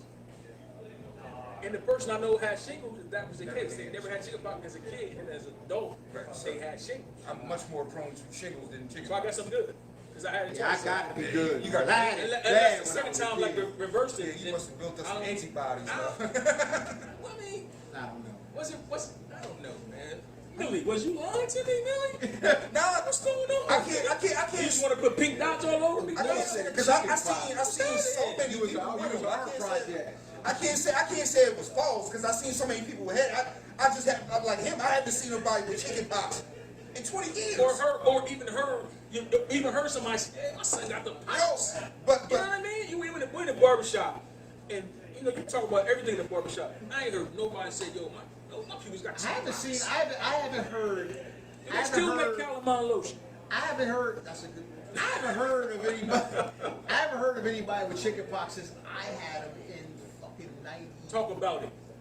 Right. You had it in 92? Yeah. I mean, 91. I had it in 91. When I think about It was a mild case. It's a mild case. It's crazy. When I think about that kind of stuff, I think about what Chris Rock said. He said something in like a stand-up comedy act. And he said, "Man, have anybody seen polio?" He said, "Anybody been feeling polio lately?" Polio? Anybody feeling polio?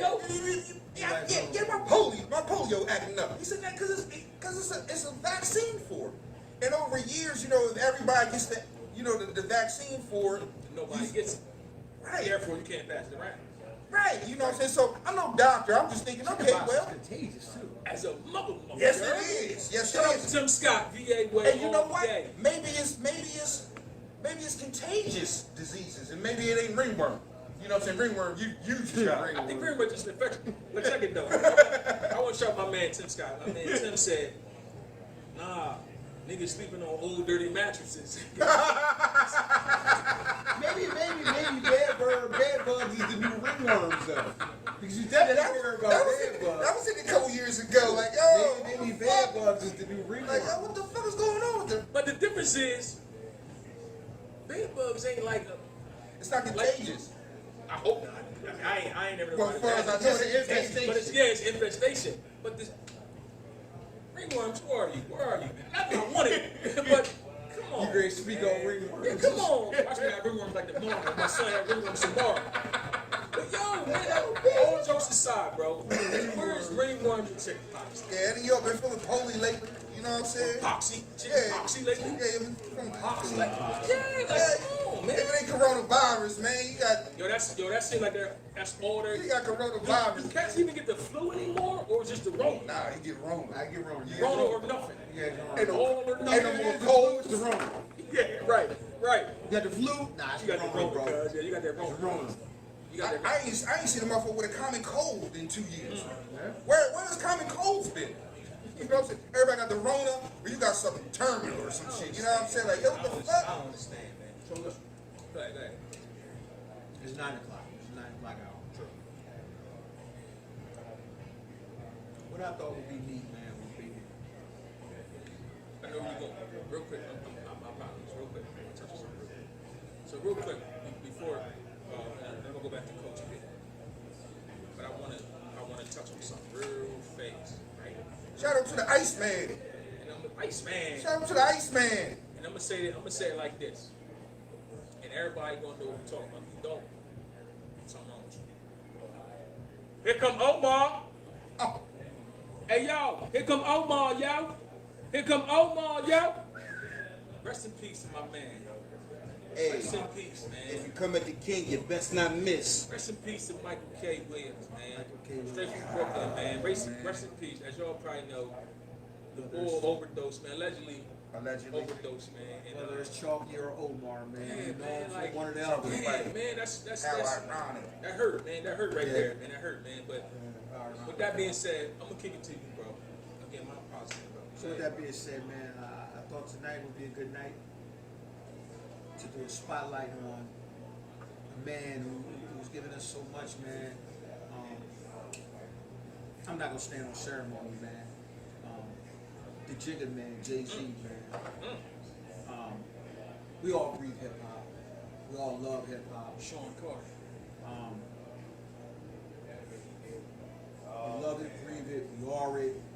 You know, we come from it. We age with it. We don't age because of it. It's the rock. You know what I'm saying? So with that being said, I thought it would be a good night to talk about that. You know what I mean? That man's career, his discography, man, and what he's meant to the game. With all of the verses going on and the competition back and forth, I said, man, let's spotlight one guy, man, who pretty much embodies the game. You know what I mean? And I can say probably widely considered the greatest rapper of all time. Your favorite rapper, What's your thoughts? Well, I happened to see the man once. in concert. And it wasn't necessarily just his show. They was like The Rock gonna be there. But Jay-Z and them fucked that shit up so motherfucking bad that night up Powerhouse, man. Yo, they fucked it up so bad. They hit on the Sixers jersey, the throwback Sixers jersey. Somebody hit on the Cheeks. Somebody hit on the Barkley. Somebody hit on the Ewing. Irvin. Somebody hit on the Moses Malone. You know that it was Rock. It was Beans, Bleak, and Jay. I want to say Jay hit on the Julius Irvin. And just to see that, you know, I ain't saying he was all over the stage or anything like that. Nah, he gonna stand and deliver. He got a couple tricks with him. But that was the first time I seen greatness like that close and up in person when I seen Jay-Z in person. And I want to say the hit song at that time was "Give It to Me." So you know that tore the fucking roof down. But all the fucking hits that they did, man. I mean, they did state rap shit, but when Hov got in his bag, It's a different bag. it's a fucking different bag, man. You know what I'm saying? It's a different bag when you go on a Hov bag. Shout out to Bags, cause that's his fucking man. Bag leg. Yo, that's his fucking man. Louder. You know what I'm saying? So to see that man and see what he did and experience greatness in person, I love to see it, and he's been doing a whole lot of shit after it. You know, so I just love to see the fucking man. Shout out to my man D Jones. Just joined us in the house. What's your thoughts, bro? What's your thoughts on Jigga, man? Listen, I'm gonna tell you all this. So, Jigga, my favorite rapper ever. Can't argue with you there. I'm gonna just Won't argue throw with that out there. His like Pete said, his discography. You know, the way he went from Marcy to Hollywood, literally, and he's a billionaire. The way he went from, you know, allegedly flipping keys to, you know, married to, you know, the lady. I don't know what it is. I ain't gonna say her name, the lady, right? And you know, they doing big things, man. You know, I can remember. It's one thing I remember. Y'all know I broke my neck in a car accident, right? November 2nd, you. 98. Shed a tear on it. Shed several tears on it. November 2nd, 98. Remember like it's yesterday. I don't remember the accident. All that memory, right? But the last thing I remember is playing Jigga. I was playing Hard Knock Life. And I wore it out. It was If I Died at Night. Ironically enough. Right? Oh shit. Last thing I remember about that night, playing Jigga. I don't know, man. You know, he's. I don't know, man. You know, I think you mentioned the verses. People talk about him and, you know, Dre. I'm not a huge Drake fan. I'm putting up there. He's okay to me. But We're gonna stick a pin in that. nah, we ain't got to. I'm gonna say it over and over. We'll come back to that. But, Deep dive. But I don't know that anybody can compete with the man, with the guy, man, J. Hova, in the verses. And that's why I stand with that. We did. I different take. That's not my guy. It's not my obvious, for obvious reasons if you know me. Yeah, we know the guy. It's true. But I'm gonna say this, man, that I'm not the guy to not give it up, man. Boy is The bull. he's a dude, man. I mean, and part of me, like I said, is from a competitive standpoint because my guy is the other guy that, you know, we won't name because it's not about him tonight. It's not about him, but his staying power, his influence, his swag, man, his visionary ability, man, to transcend what's going on now as opposed to what's going to go on shortly, I think has been his biggest ability. You know what I mean? Just an ability to bring people to him instead of going different directions. You know what I mean? So for me, I've always appreciated dude. You know what I mean? It's been difficult for me, you know what I mean, because obvious reasons, but I'm gonna call a spade, man. That guy is, I mean, he's a monster, man. He's a monster, man. He's a monster. So with that being said, man, listen, I'm gonna say this. But this guy, man, let's attack each album, man. Let's attack each album. You know what I mean? We got a lot of time. We got enough time to. You know what I'm saying? Let's do it. Again. The first album, and I'm gonna say this. It was easy for me to fall in love with this joint's first album because, you know, it was, to me,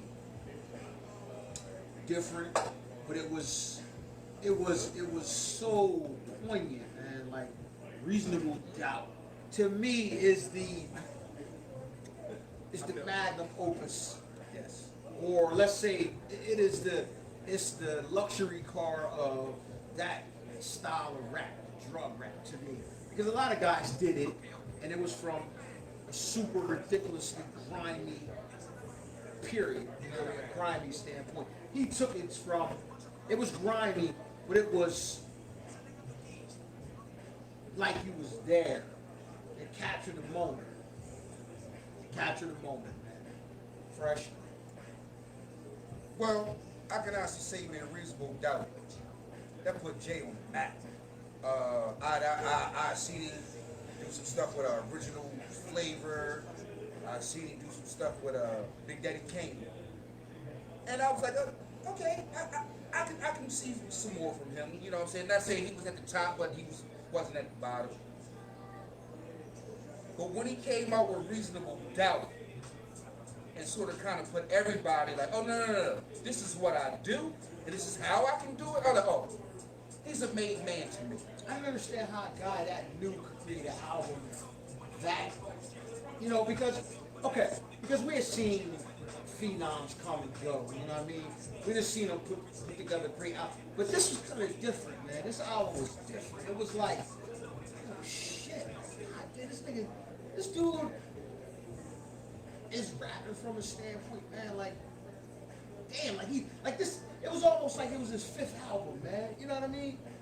But let me say this though, and you know, in my opinion, Reasonable Doubt is best one of the best albums of all time, in my opinion. But with that being said, right,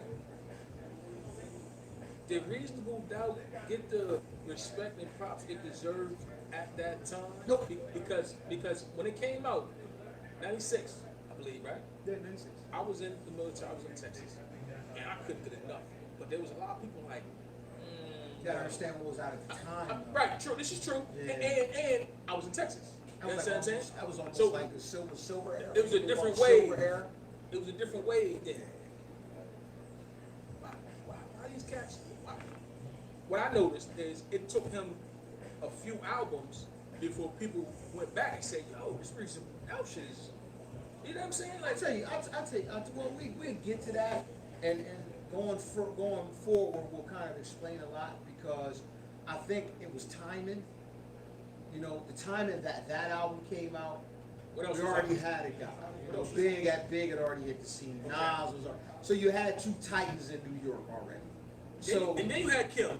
All due respect. yeah. Kim was popping. So and then you still had the West Coast that was still True. they was still right. They was literally in the middle of, well, I ain't gonna say the middle, but they had already established themselves as monsters. Titans. It was Titans. You know what I'm saying? So Yeah. he came in, and it was nice that he had, you know, right on the coattails of Big, and it was like, oh, dude, nice. You know what I mean? I looked at it from the standpoint, God, man, this album is fucking crazy, man. This album is crazy. I loved it, man. I loved it. And then Paul came with, you know, what I thought probably one of the most, even more underrated than this album. In My Lifetime, Volume 1. My take on that album is this, and I will say this until I'm blue in the face. The only problem with this album is its sequencing and the two singles that was just so far out of place, it was ridiculous. Because Volume 1 you talking about? Volume 1. Because to me, it almost seemed like, because of the influence of Big and Nas, he reached so far for a commercial hit that those two songs on that album was so bad that it overshadowed, and the placement of those two songs. What two you referring to? Sunshine and And it's not a bad song. I'm glad you said that because I was about to say it wasn't a bad song. No, Compared to- there's a bad song on the album. Okay. But in this context, when you look back at it, the song "I Know What Girls Like." Okay, I get it. But "You Belong to Me," I give you that.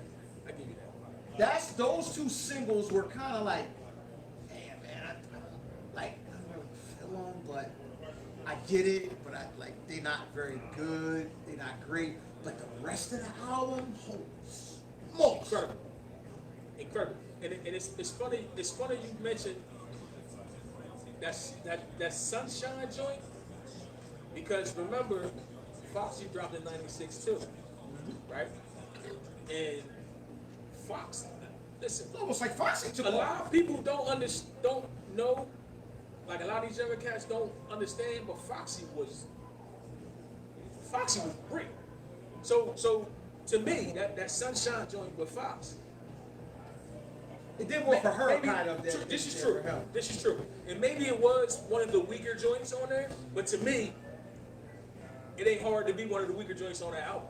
Yeah, Because I like you understood. said, I everything got else it. was crazy. I got it, but it was like, damn, it's not that one. It's not the one. You know what I'm saying? It's not that kind of hit because it was like I said, it did more for Foxy than it did for him because at the time Foxy had the best of both worlds. Think about that though.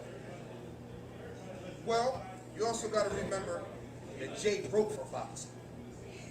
You know, so you got Sean Carter, the pen behind you. You're gonna go far, and There was another. It was two other pens. Well, the two other pens behind her too. So she had really Right. Fox couldn't lose. So at that point, it was your image and what they could package around you meant just as much as your rhymes. So if you got somebody writing your rhymes like a Jay-Z, a Nas, different people like that, and then we can package you in a better package. We can better package Jay-Z. Because he's a competitor too. He had a competitor. Right. At the time. He's a competitor. With Lil Kim. Lil Kim was going strong, so it was a natural fit to have her. So Foxy actually got a way more push than Jay, than the people who actually wrote her material and did that kind of She was stuff a like bigger that. star. Yeah, but she wouldn't have been that type of star. Bigger star than Kim? No, bigger star than him. Okay. Yeah, at the time, she was definitely a bigger star than Jay-Z. Okay, true story. At the time, yeah. Not Because saying he wasn't big and he wasn't a star, No, but you're right. she You're 100% springboarded. right. She springboarded off Reasonable Doubt into her joint and into the firm. So it was like boing, boing, and it was like, damn, she can't miss.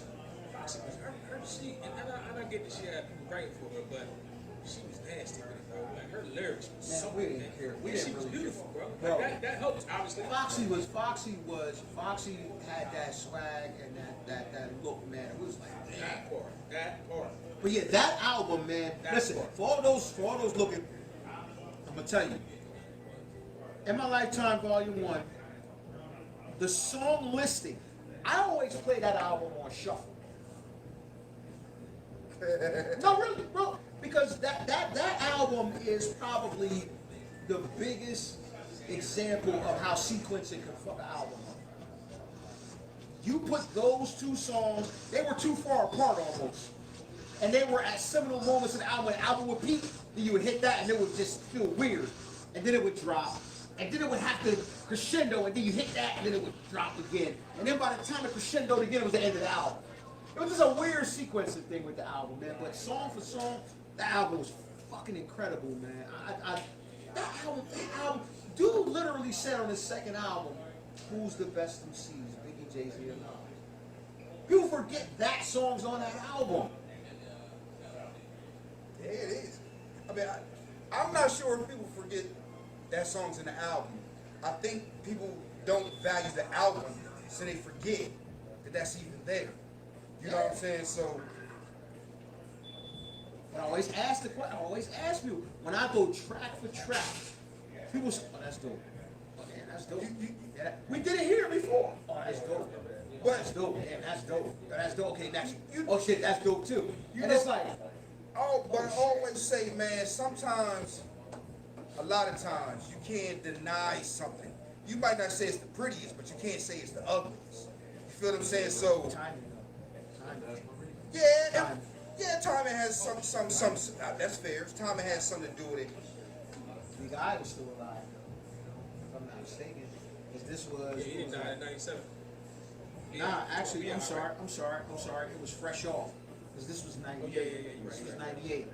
So B.I. didn't die until 97, but he had just released, his album was still going strong. So it was like, his influence was still there. His presence was still felt. You know what I'm saying? So it wasn't, you wasn't going to get around that shadow. Not that quick. You know what I mean? You wasn't going to get around that shadow until it died off. And plus, some people, you know what I'm saying? I mean, what people don't really understand is Big was on for the first rhyme, he said. Jay wasn't necessarily on for the first rhyme, he said. So Big was already up here, and Jay had to get to that, he had to climb that mountain. First rhyme we heard from Big, oh, he's up here. Jay, okay, well, he ain't at the bottom, but it was a climb to get to the top. And then to your point, right? You know, B.I. passed in 97, March, and that elevated B.I. for real. Yeah. Because right after he passed, what is it? Life After Death came out, and it was crushing. You know what I'm saying? So that, to me, that put Jay even further behind. You know what I'm saying? So he had to wait for that to die a little bit. You know what I'm saying?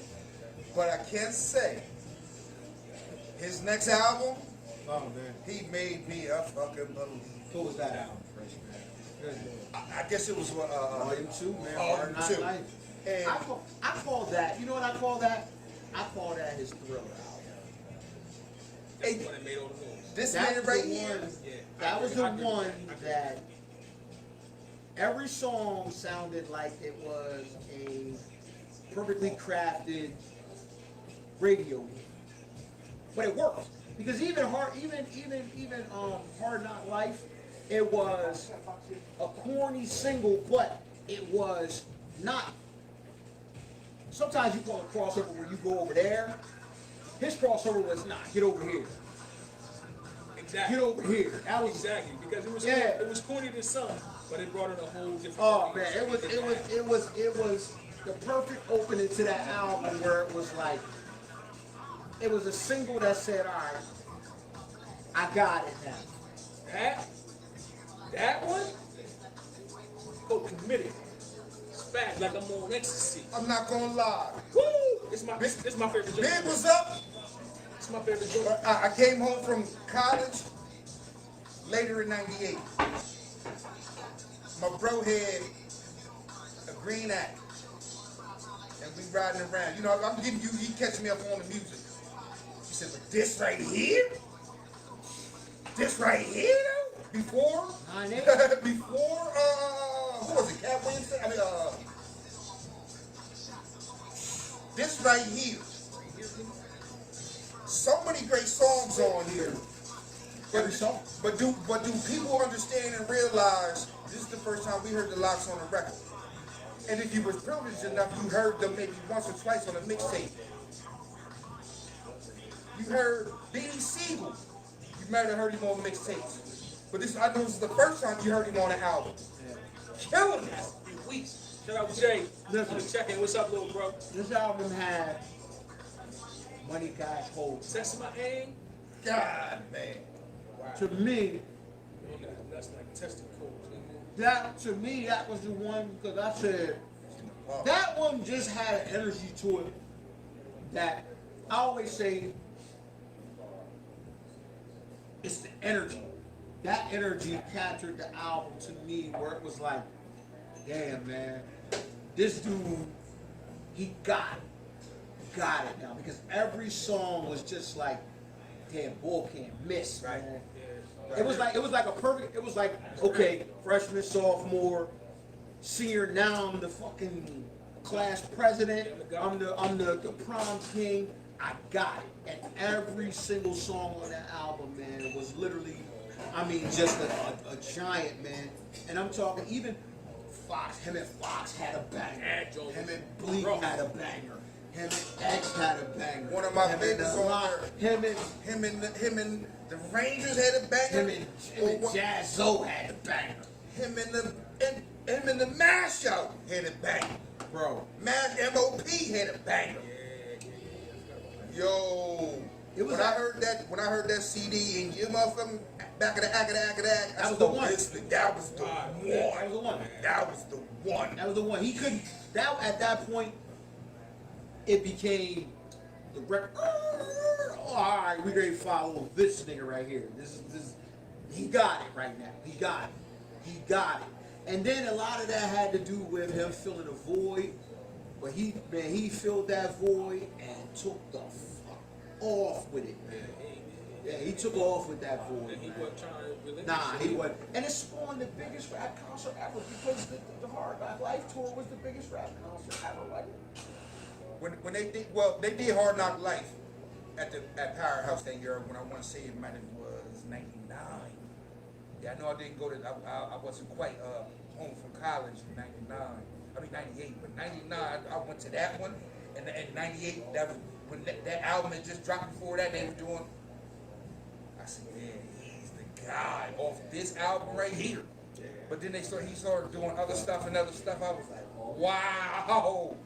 Please let the record reflect this man's cat. And I'm saying he was like what, 4-3 in, and really at that time I was like, you know what? Let me really go back and sit down with Reasonable Doubt. Let me really go back and sit down with the Blueprint. Like, oh yeah. Yeah, that was what made Blueprint too, man. The Blueprint too, man. Yeah, that was what made people go back and say, oh wait a minute, what? That was the one that made me go back and say, hold up, man, let me give this dude another chance, man. Because let the record reflect. When I first seen Jay-Z, he was with the all right, cool, no problem. If you were around long enough, yeah. Right, You were around no long problem. enough. I was like, okay, he show and prove. Shout out to Big Daddy Kane. ODB was on there too. I want to say he even had like Scrap Lover on the song. You know, so when I heard that, he wasn't already a made man like you hear some other people. Like when you hear Nas halftime, like, oh shit, hold up, hold tight. He might be a made man. You know what I'm saying? But Jigga's like, oh, he nice. He in there. I gotta see a little bit more though. Yeah. I had to see significantly more. I'm like, you in there, but you was a made man when the Blueprint 2 dropped. Oh, you're a made man now. You're a made man now. So when people He was say calling the shot. He was calling the shot. you're a made man now, I mean, At that point, he kind of, the golden touch was developing, man. The golden touch was Yeah, developing. he couldn't miss. Yeah, he couldn't lose. And evidence was the next album that came after that. Now, let me preface this by saying, I wasn't a personal fan of this album, but this album had probably some of the bigger bangers even than that album, and that was Volume 3, The Life and Times of Sean Carr. Because on that album, you had giant songs such as Do It Again with Siegel. We know how that Big AM at the Waffle House. Big Pimpin', That was real. Big Pimpin', Shout out UGK. Riding Off for the Hard Knock Life, anything, I'll do anything. It was like, yeah, we got, yeah, J. Cool, we love it. We love it, couldn't miss, we love it. That's on right here. We love it. gives you 5 seconds to get you. That was the Vietnam anthem for us. 5 seconds is up. Let's go. And the way the joint dropped was hard, man. That was hard, man. Shout out to Rottweiler. This is one of my favorite JC songs of all time.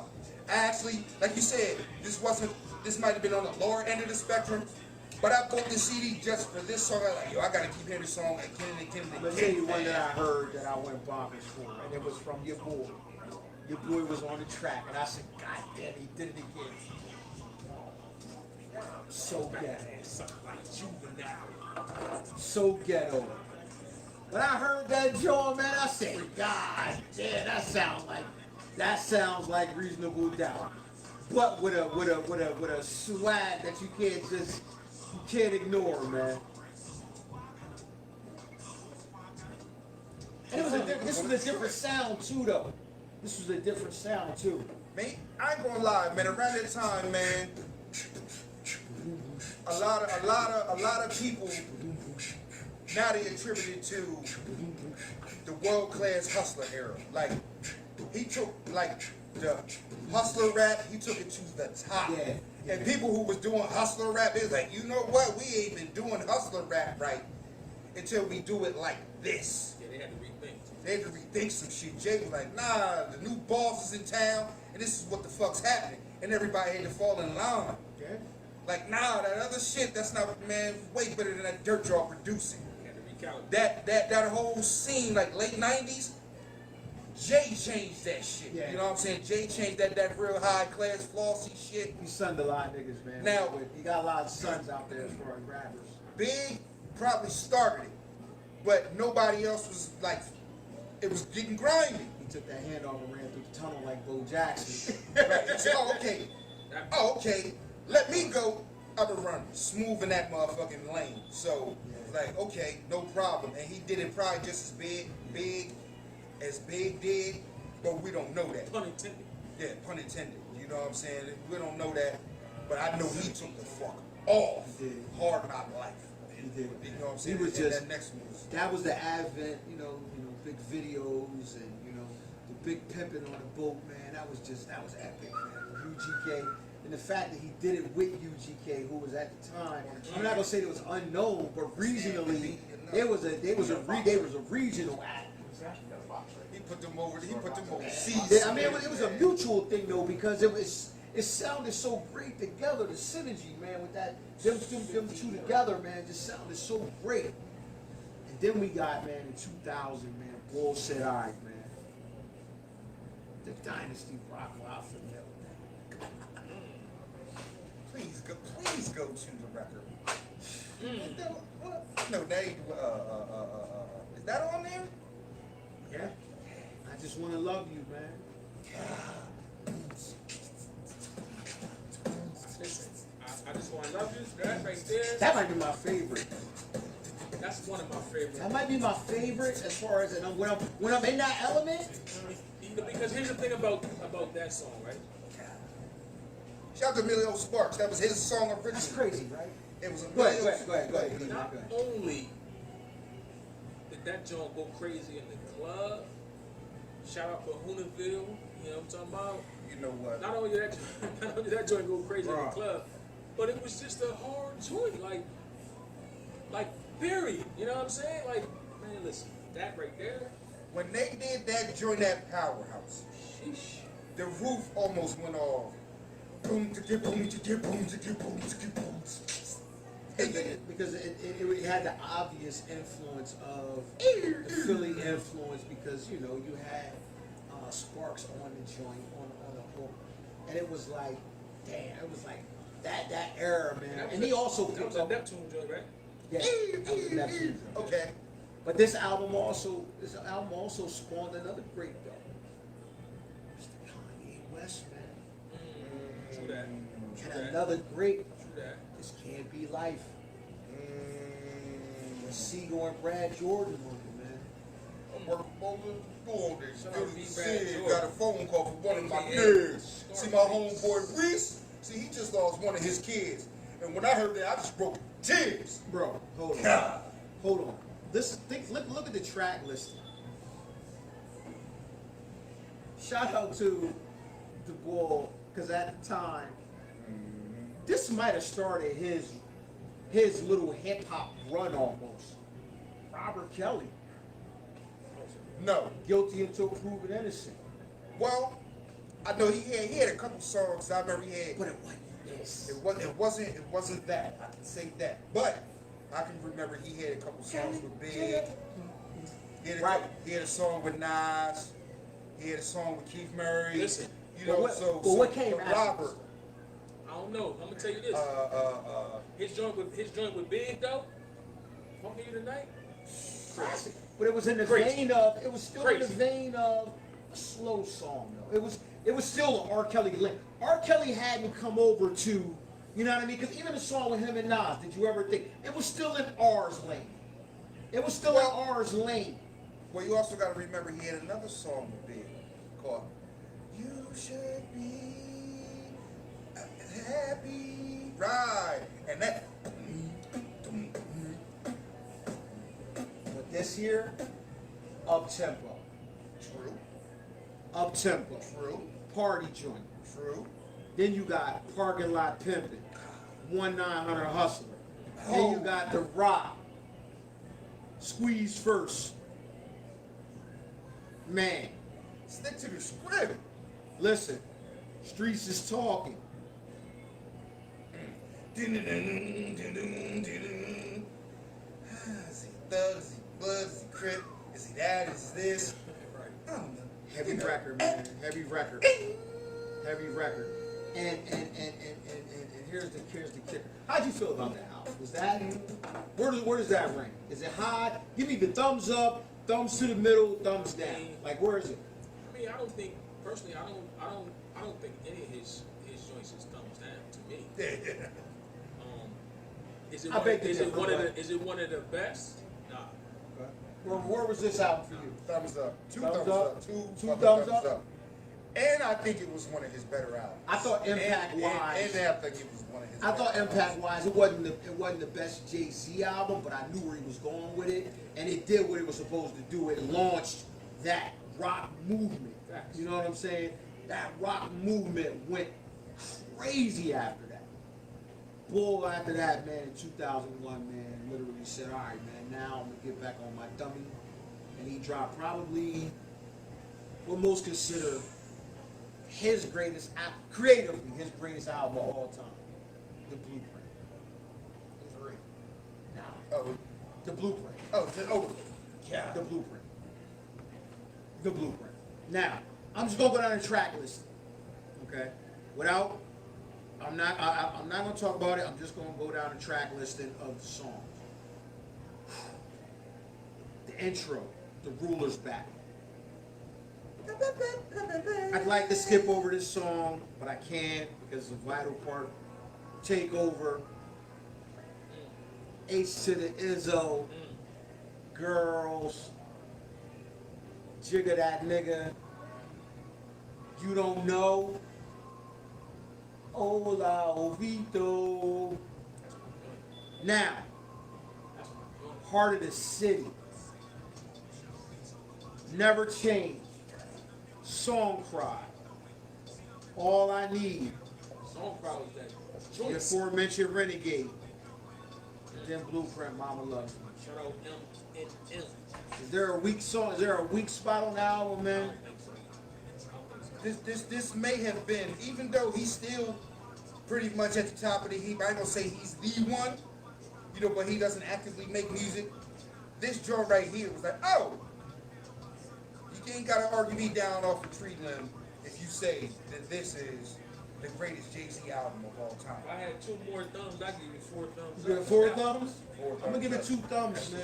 I'm gonna give it 2 thumbs because, now mind you, this is coming from a guy who at this particular time in 2001 wasn't trying to hear none of this shit. You know what's funny about that? I was back in college in 2001. I was back in college in 2001. Well, you educated as a motherfucker. Yeah, well, I never got the degrees. Anyway. It's degrees, just not the kind of degrees that, Yeah, well, and the crazy thing about this song, we had actually got sent lyrics from another song where it said, Eminem murders you over your own shit. And this is the song he was talking about. So it was crazy, like,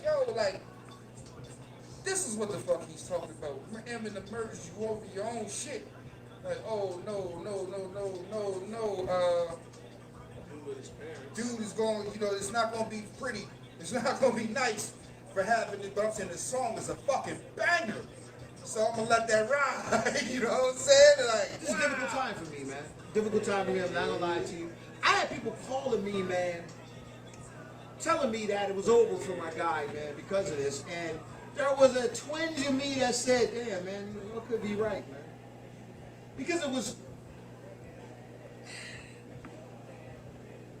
so hard, man, that it was like, it was more of a testament to Kanye West, man, and the soundtrack that he provided, man, for that it was just a rumbling, just. and shout out Just Mark, Blaze, man. It was like, it reminded me of the song 300, man. just like a marching song. Like nigga, that's a rap for you.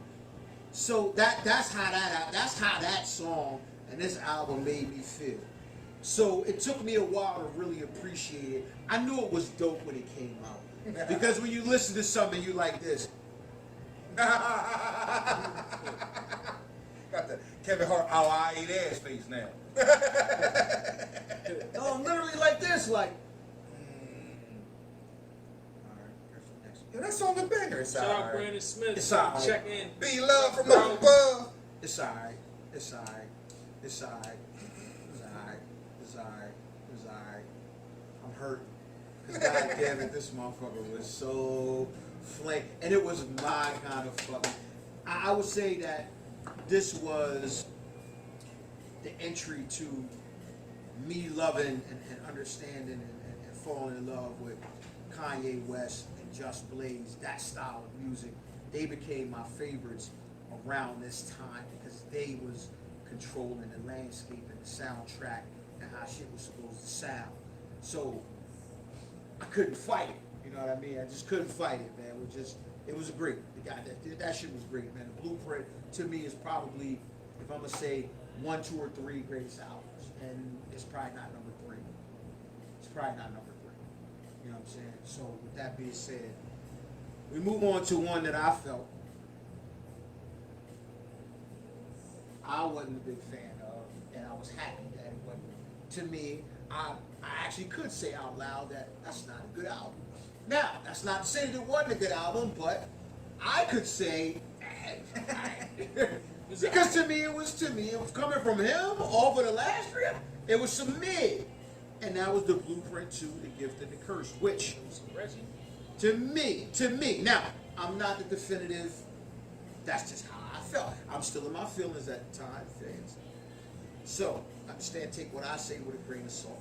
But, this had Hovey Baby, it had The Watcher, 03 Bonnie and Clyde, Excuse Me Miss, What They Gonna Do, All Around the World, Poppin' Tags, Fuck All Night, The Bounce, I Did It My Way. Then, the second disc, Diamond Is Forever, Guns N' Roses. Now, the You Know No remix was off the charts. Meet the Parents, Somehow, Some Way. Some people hate, of course, Kanye record. I love that one.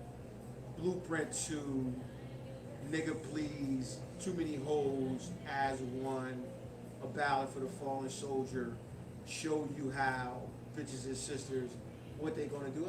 To me, it was some mid. I agree. One album would have been great, but a double disc, you do it too much, Jigga. It was just too much. Yeah, But I agree. that's not the. As a whole, Yeah. It was one of the weaker. I don't think it was weak, but it was one of the weaker old albums to me.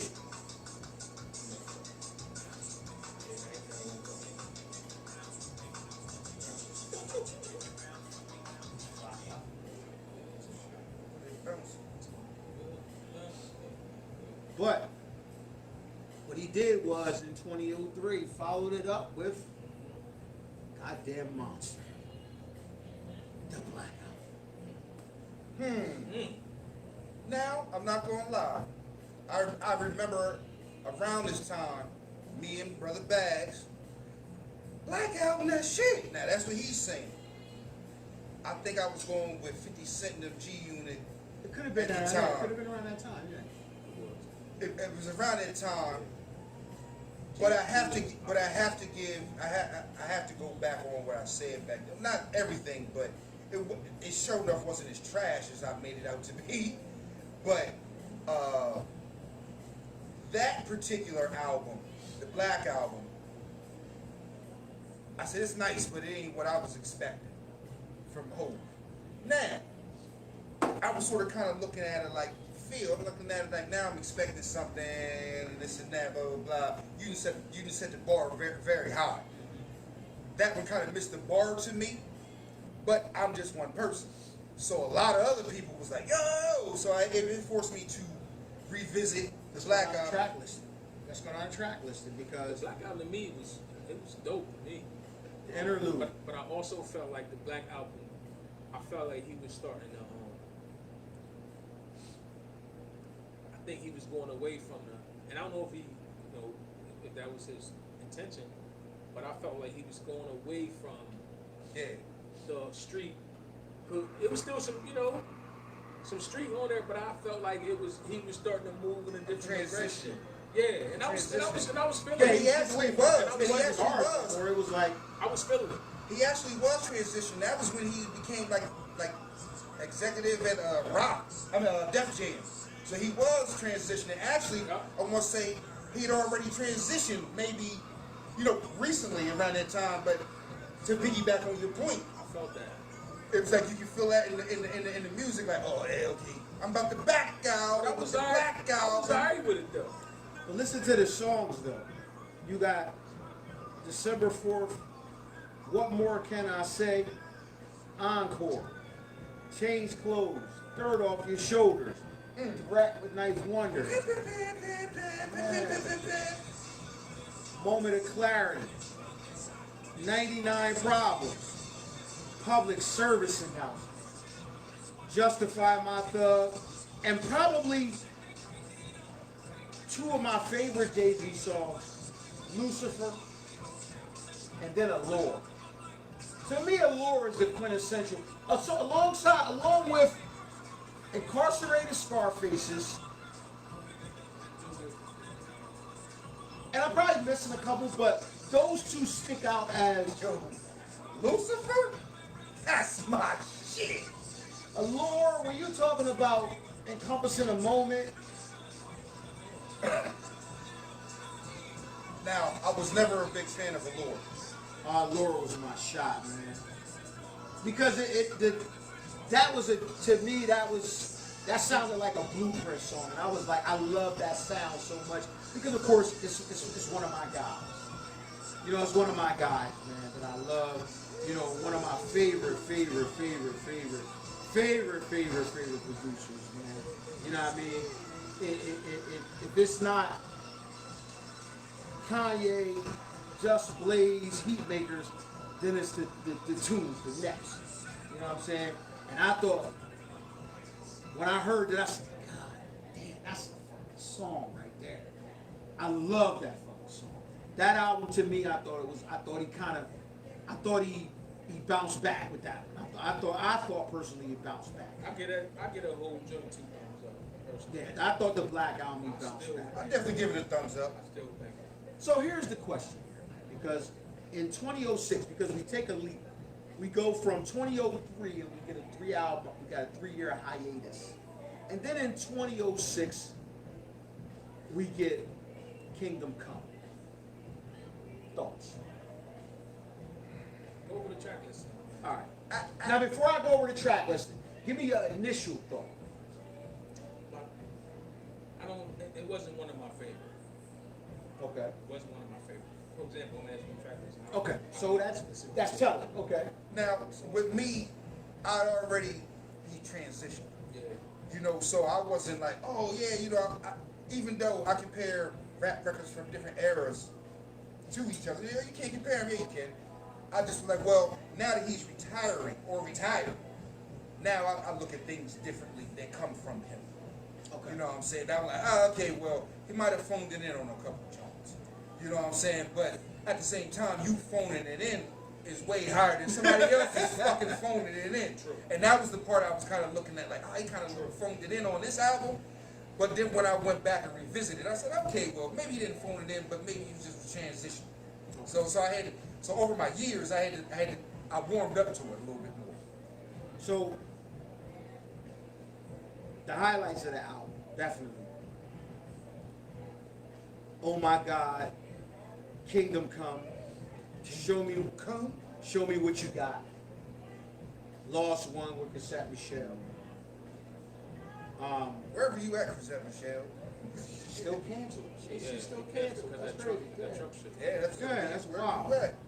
But I mean, a lot of the other songs, Minority Report, I Made It, 30 something, Do You Want to Ride, it was some songs, but for the most part, I felt the same sentiment that Kingdom Come was literally, if you're a Jay fan, it's probably some good shit. But if you're, you know, it wasn't I'm a Jay fan. his strongest effort. I thought it was alright. You know, it was some mid, Like I listen to pretty much all his albums even now, except that one. except that. Yeah, I don't know how to say it. Now, I'll say this. Now we jump from 2006 to 2007, and Bull does a whole fucking, to me, 180, and drops some shit that felt like 96 American Gangster. God damn. I think well, let me not say everybody, but I know for me it was like, wow. Okay, he done found a vehicle where he could tap back in now. He found a vehicle that he could tap back into some shit. He could really, really, really, really go back into his comfort zone and say, okay, I'm gonna rewind the clock. Thoughts on American Gangster? American Gangster, I guess to piggyback on your point, I was like, oh shit! He's not saying he was all the way back, but oh, this is closer to 96 than, you know, the Black Album. That one there, I was like, yeah. He's back.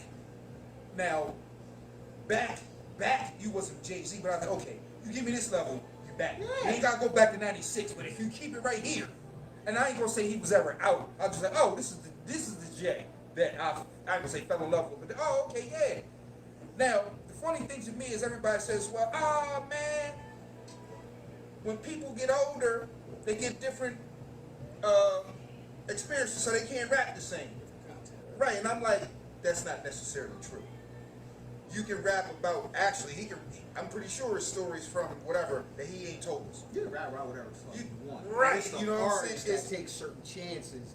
Right, that, okay. right. Some artists can't afford to take those chances. Right. I get it that he took some chances with some different types of music. Yeah. And I get it because he's no longer solely ours. You know what I mean? Right. He's no longer solely ours. He's got a monster crossover appeal that he has to cater to. You know what I mean? Jay-Z. You have to cater to that. I mean, at this point, I've got, I want to say at least one, maybe I'm a two global albums artist. with Robert Kelly. I've had an Unplugged. Yeah, I'm a global artist. I had like my own Blackout, well, like it's a Hard Knock Life tour, but I had my own Blackout tour. You know what I'm saying? The guy was past, you know what I'm saying, you know, at this time. And I was like, oh, okay, he actually can go back even further. You know what I'm saying? Oh, he might can't go back to 96. Might was back to 99, 2000, though. I mean, it was better than the one before that to me. But I still like, But it was still going down. Like, it might have came back up. I give it one thumb. I give it the last one. I give it a thumb up. But I'm gonna say something else though. Best of Both Worlds album with him and R. But it was before all that. That's a collaboration. We talking about the Okay. studio. Okay. Solo Then I'll wait. Yes, sir. So then we get an album that, well, I'll let y'all talk about it. Blueprint 3. The Blueprint 3. Now, with that being said, there were, well, let me go through the tracks. Now, what we talking about? Thank you. Death for Auto Tune. Run This Town. Empire State of Mind. Real as it gets. On to the next one. that was one of my son's favorite songs when he was little. Off that, and A Star Is Born featuring J. Cole. Venus vs. Mars. Already Home with Kid Cudi. Hate. Reminder. So Ambitious. And Young Travel. I'll give that one thumb up too. Yeah. One thumb up also. And really, I was looking at it like, okay, if you can give me auto-tune, you can give me Run This Town, on to the next. The other Johns that don't make it up to what Jay used to do, I'm like, okay, cool. Because I mean, the single's so thunderous. You know what I mean? You You get to that point, you release 4 or 5 singles. It's so thunderous, man, and ground shaking. It's like, God damn, what the fuck about what the To bring it back to something you said Brother, earlier. sound was huge. Oh, yeah. To bring it back to something you said earlier about timing. DOA helped. It almost buried T-Pain. Yeah. Death of Auto-Tune. It almost buried T-Pain. People don't realize, they're like, okay, well, we kind of done with the Auto-Tune. But we Because he said so. Right, because Hope said so. Because Big Homie said so. Man, you killing music. This is what not just people saying, people in the industry. Or at least just leave it to Dude. Let Dude do it. We great move off this. You know what I'm saying? But Man. that might have been his intention. But I think people literally took that and said, "Oh man, nobody can do it." And T-Pain probably was like, "Well, damn, I guess I can't do it." It changed the pace too. It was kind of like that. But when T-Pain was like the song, like opened up the casket. Yeah.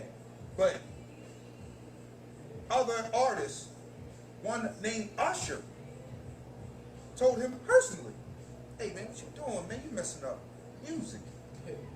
He said, "Man, I went to a depression for 4 years. That's why you didn't hear a whole bunch from me." He went to a depression over somebody saying auto-tunes. That was his money though. Thing, man. Like, that was his And to bread. all due respect, T-Pain had a run that was fucking incredible. Yeah. Let's not ignore that.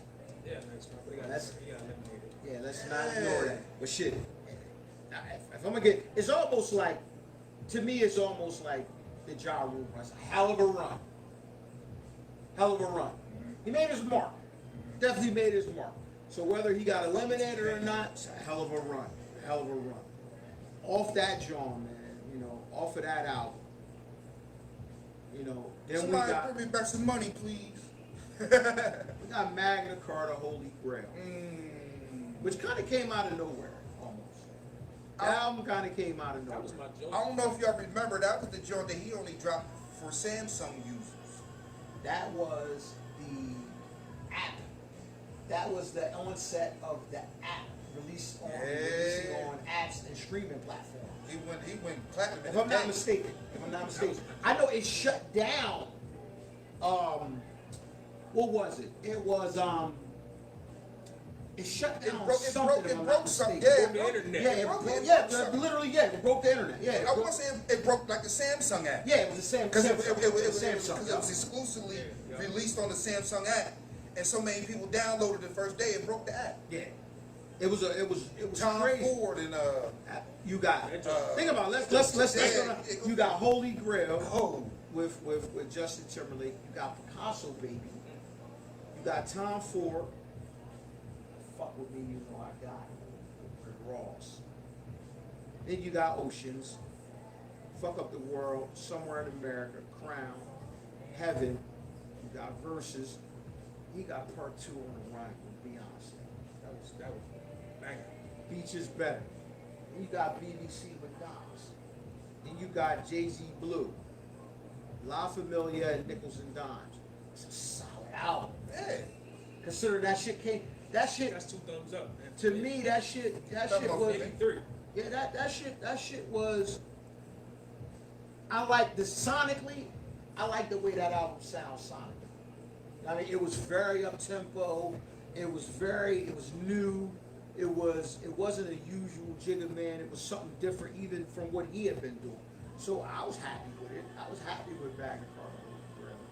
I'm not gonna lie. I never had a phone that could download his app, so I don't know if I heard that whole album. But you heard them songs. I heard them songs, you know what I'm You saying, may like not Tom listen- Ford and But that's crazy that there are so many of the songs off the album. I had the bootleg CD. Oh shit. yeah, Heard. bootleg and yeah. That shit was rock. So listen, the 13th studio album from Jigga Man. 444. How do we feel about that? I wasn't a fan. Wasn't a fan? I kind of felt it. I give it a thumbs up.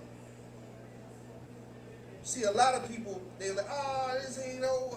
Well, I ain't gonna say. I don't even think I heard the whole thing. Not now that one I could hear somewhere, and it was a little bit more introspective.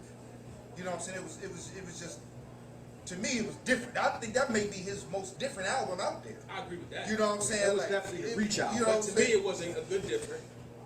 Oh, To me. you ain't gotta talk me down. You know what I'm saying? You ain't gotta talk me down off a lemon. You know, but to me, I was like, wow. You know what I'm saying? For this to come out, I guess a couple years ago, for this to come out now, and for it to be sonically what it was, I was like, I wasn't mad at it because he even took even more chances, and I was like, okay, well, now I feel your chances because I understand you better. You know what I'm saying? You're not reasonable doubt Hov, even though you can be, but I get it. You're international Hov. You know what I'm saying? You're international Hov. So understand that you're going to take chances, and just you taking chances, I like.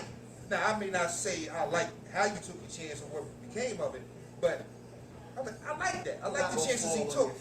Right, you know what I'm saying? I was like, I've seen you take chances. I was like, I ain't feel that. These chances, I was like, I felt those a little bit better. But at the end of the day, like one of y'all touched on earlier, at the end of the day, people gonna fuck with him because he's cool. Period. So he can take those chances as cool. You know what I'm saying? Because a lot of people are like, oh, that shit was dopey because it was whole. You know what I'm saying? I didn't like it personally. All right, cool. So listen, let's backtrack. Let's talk about an album that mixed reviews. Some people love it, some people hate it. I will say I hated it, but I won't. You won't catch me ever saying it was not a fucking over the top fucking smash. The best of both worlds. One of my favorite albums ever. One of the best albums ever. Because and for me personally, because I really like, and at the time you gotta understand, at the time R. Kelly was that guy. And It was literally the best of both worlds. Literally the best of both worlds. I mean that joint was a smash, bro. Smash. Not even just a smash like popularity to me. You know what I'm saying, banging. Every song, banging. I ain't gonna lie, man. For that to be, that's the first time I ever heard a whole album of a rapper and an R&B artist. Now I want to say what precursor that was, you know, different R&B and hip hop artists mixing. But Fiesta, the remix Fiesta, Bananas. that was bananas. Bananas. I thought it was the crescendo Bananas. of where it was almost like the crowning moment of hip hop and R&B. Like, okay, here's where we are. This is what we could be. You know what I mean? I had a selfish reason for why I didn't like that. I just thought it was super corny, and it was like everything was over the top. But it was a super party record because you wasn't gonna catch me when that shit came on the wall. No sir.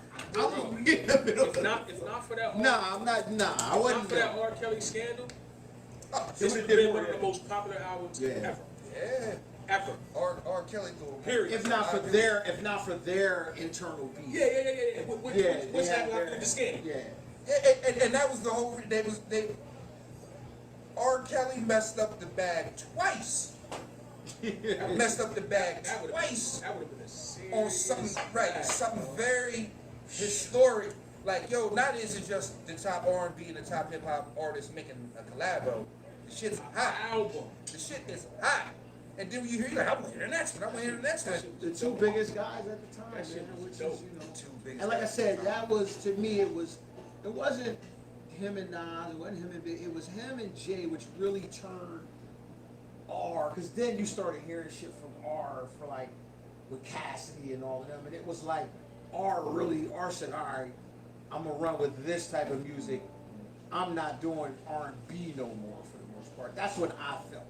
I was like, damn, man, R was the last shining hope for R&B. He ain't getting that no more. I ain't gonna lie, I did not feel This like music, to me, this kind of music, kind of to me spawned, you know, that Chris Brown type of music, and it just that the R&B feel kind of died. You know, when this album hit the way it hit, R&B kind of took a hit to me. It took a serious hit. I ain't gonna lie. I To me, think the seed was planted way before them, because I always attribute something like that to Puffy when he hey big man, I got this record juicy. Facts. I got this record juicy. Now they had always been sampling R&B, but it was sampled to a hip hop style. And then he went the other way with it, where he had the R&B groups on some rap style. Yeah. You know what I'm saying? So I would attribute that to Puff too. Yeah, cause a lot of, I ain't gonna lie, cause truth be told, even before he made the albums, he was making collabos with R&B people, and his artist was with hip hop people. Because he had both. He had both on deck. You know what I'm saying? So when nothing like yo, you know what I'm saying? And just throw them together, and it works. Remember, that would have been it, bro. Remember, he got the remix with Nas, Choosy Lover. It's the remix to Dream. Right. He got Home Alone with Keith Murray. You know what I'm saying? Those all predate by years. Absolutely. You know what I'm saying? Years. You know, but it's different. Rest of the world. To me, it was like you struck gold with this. That would have been the epitome right there.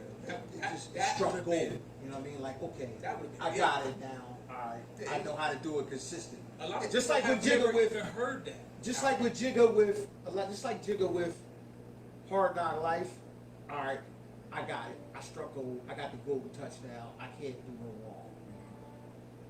So we fast forward to 2011, and Boy hits us with Watch the Throne. Probably one of the, at the time wasn't, but starting to be one of the more controversial artists of all time. I know you got a love-hate relationship. You got a weird relationship. Very complicated relationship with Yeezy.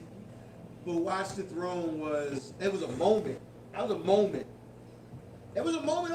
It was a moment almost like Best of Both Worlds. I'm not gonna lie, man. A song. I think it was. A song. Like I have different songs for different periods and different like stuff like that. But a song that I love to hear is probably one of my number one songs, and not the number one song that I love to hear, and I want to get going. No Church in the Wild. You need to know it. I'll say this. I'm gonna say this. God, and I'm gonna say why this was a moment like the Best of Both Worlds, because even the thought of Jigga being on Donda, you know, that people immediately said, "Oh, we're gonna get Watch the Throne Part 2." There's a fan base that's crazy for Watch the Throne. Yeah. Crazy for Watch the Throne. As much as I like it, I didn't think it was as crazy as they did. Oh man, listen, there's a fan base that legitimately cannot wait for Watch the. That when that version of Donda came off and Jigga wasn't on it, oh man, the internet went crazy. What's up, broski? The internet went crazy. I mean, absolutely crazy. Hey man, you better put this shit back. We're gonna break your website. Man, but dude, you know, he's given us a lot, man. I mean, and even in the advent of the verses, it would be hard pressed to find a guy that can go 20 rounds with the Magna. Everybody can go 20 songs, absolutely, because I'm a proponent of, it's not about 20 hits, it's about 20 songs, 20 beloved songs. And you can have a beloved song that's not a hit. True. But, he's one of those handful of guys that literally have 20 hits. More than 20 20. ground shaking hits. 20 hits easy. Yeah, like, it's hard to go against that dude because he got 20 ground shaking hits, man. Closing thoughts on the Jigga, man. I mean, like I said earlier, to me, he the best. He the best. He's my favorite. It wasn't often that he missed as a real old fan. Shot a lot of shots. I say he missed. Here and there. Not totally, because to one of your point, it was always something on the album you go to and say, "Oh, I'll make that bad." You know Some what I'm saying? things. Some things. It was enough to hold the album. It was cool. Yeah. Hold it down. He never just totally But when you a think Scud about missile. when you think about how some of his shit was up here, you can say he missed, meaning he didn't. You know what I'm saying? It still was on Like level. a grand scheme. It still was on level with It what's was going very- on. it was very loud. But what we know of you, Yeah. it could have been better. But I'm saying what I think of Jay-Z's discography is, like I said, he was a made man to me when he came up with the Reservoir Dogs and all that. Oh, he's a made man. Even though I was like, he's when they open the books up, he's gonna be a made man. So I always say, a lot of people got 20 joints, but you ain't got whole 20 joints. You know what I'm saying? Everybody got 20 joints. beloved. But it takes somebody like Quincy Jones or Clyde Davis, you know what I'm saying, to You're really, gonna be the producer. right, you know, somebody who got a range, Yeah. you know what I'm saying, or it's going to have to be a crowd really stacked to the other person or something like that. Because if Jay really line it up, it's going to be hard for tough. It's gonna be anybody to beat him. It's gonna be a dirty night for somebody. It's going to be It's tough. tough, man. It's tough. What you think? He the best to ever do it, man. He the best to ever do it because consistency. Oh, man. What day is this? You said it. He the best You to ever just... do it. He the best to ever do it because I'm not a person that you know. I'm not gonna be super biased. I'm gonna have some favoritism. But at the end of the day, I understand that his influence and his longevity and his consistency, man, it's overwhelming. It's overwhelming.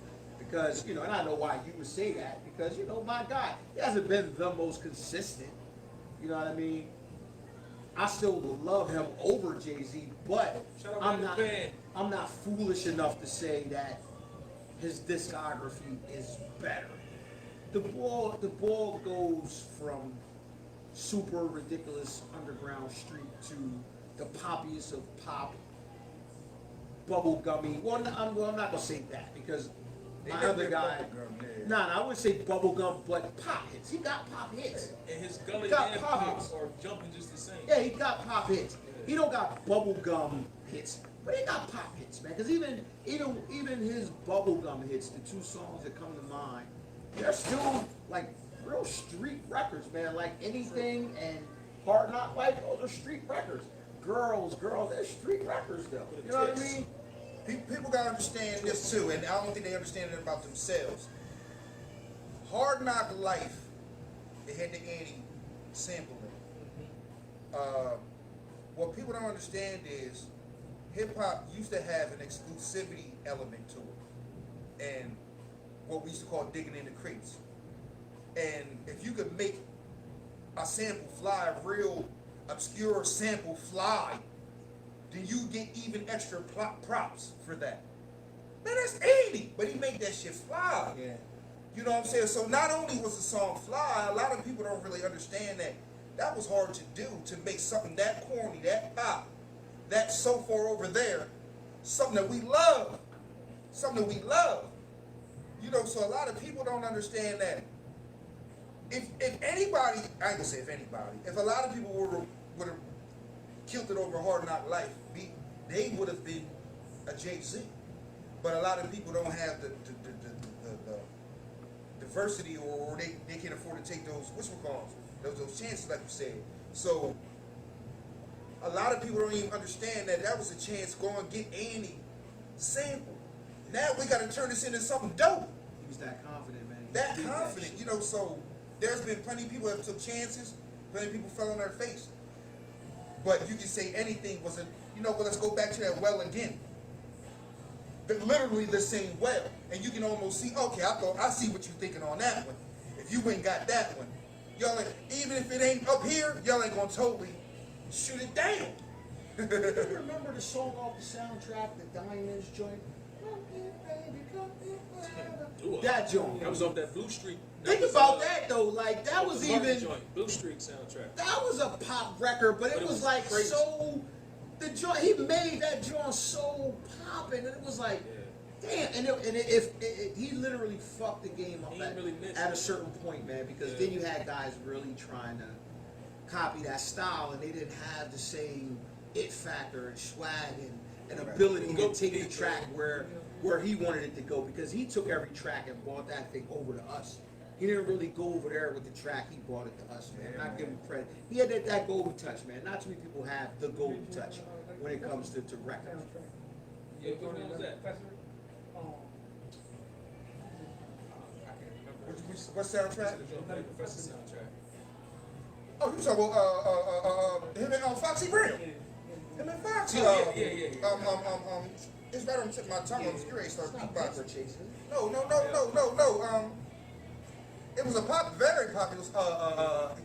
It got something to do with it.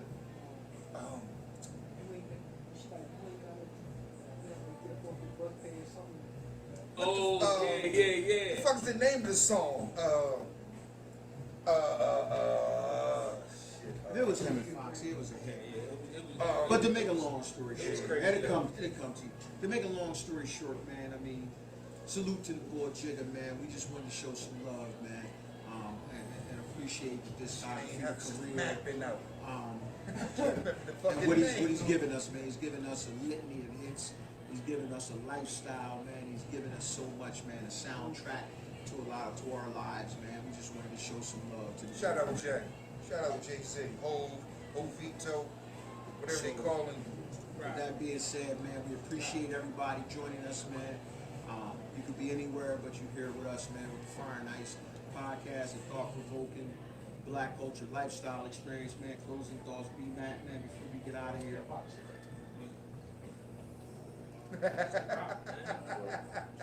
That's all it is to crap.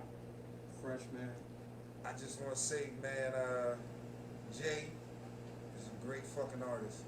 You ain't got to argue me down off the cliff if you say he's the best, because his discography is probably unmatched. It's unmatched, man. With that being said, man, we appreciate y'all walking with us, man. It's the Fire and Ice podcast, man. Once again, live from East Square Cigar Lounge, 3616 Kirkwood Highway. We out. Peace. Eat well.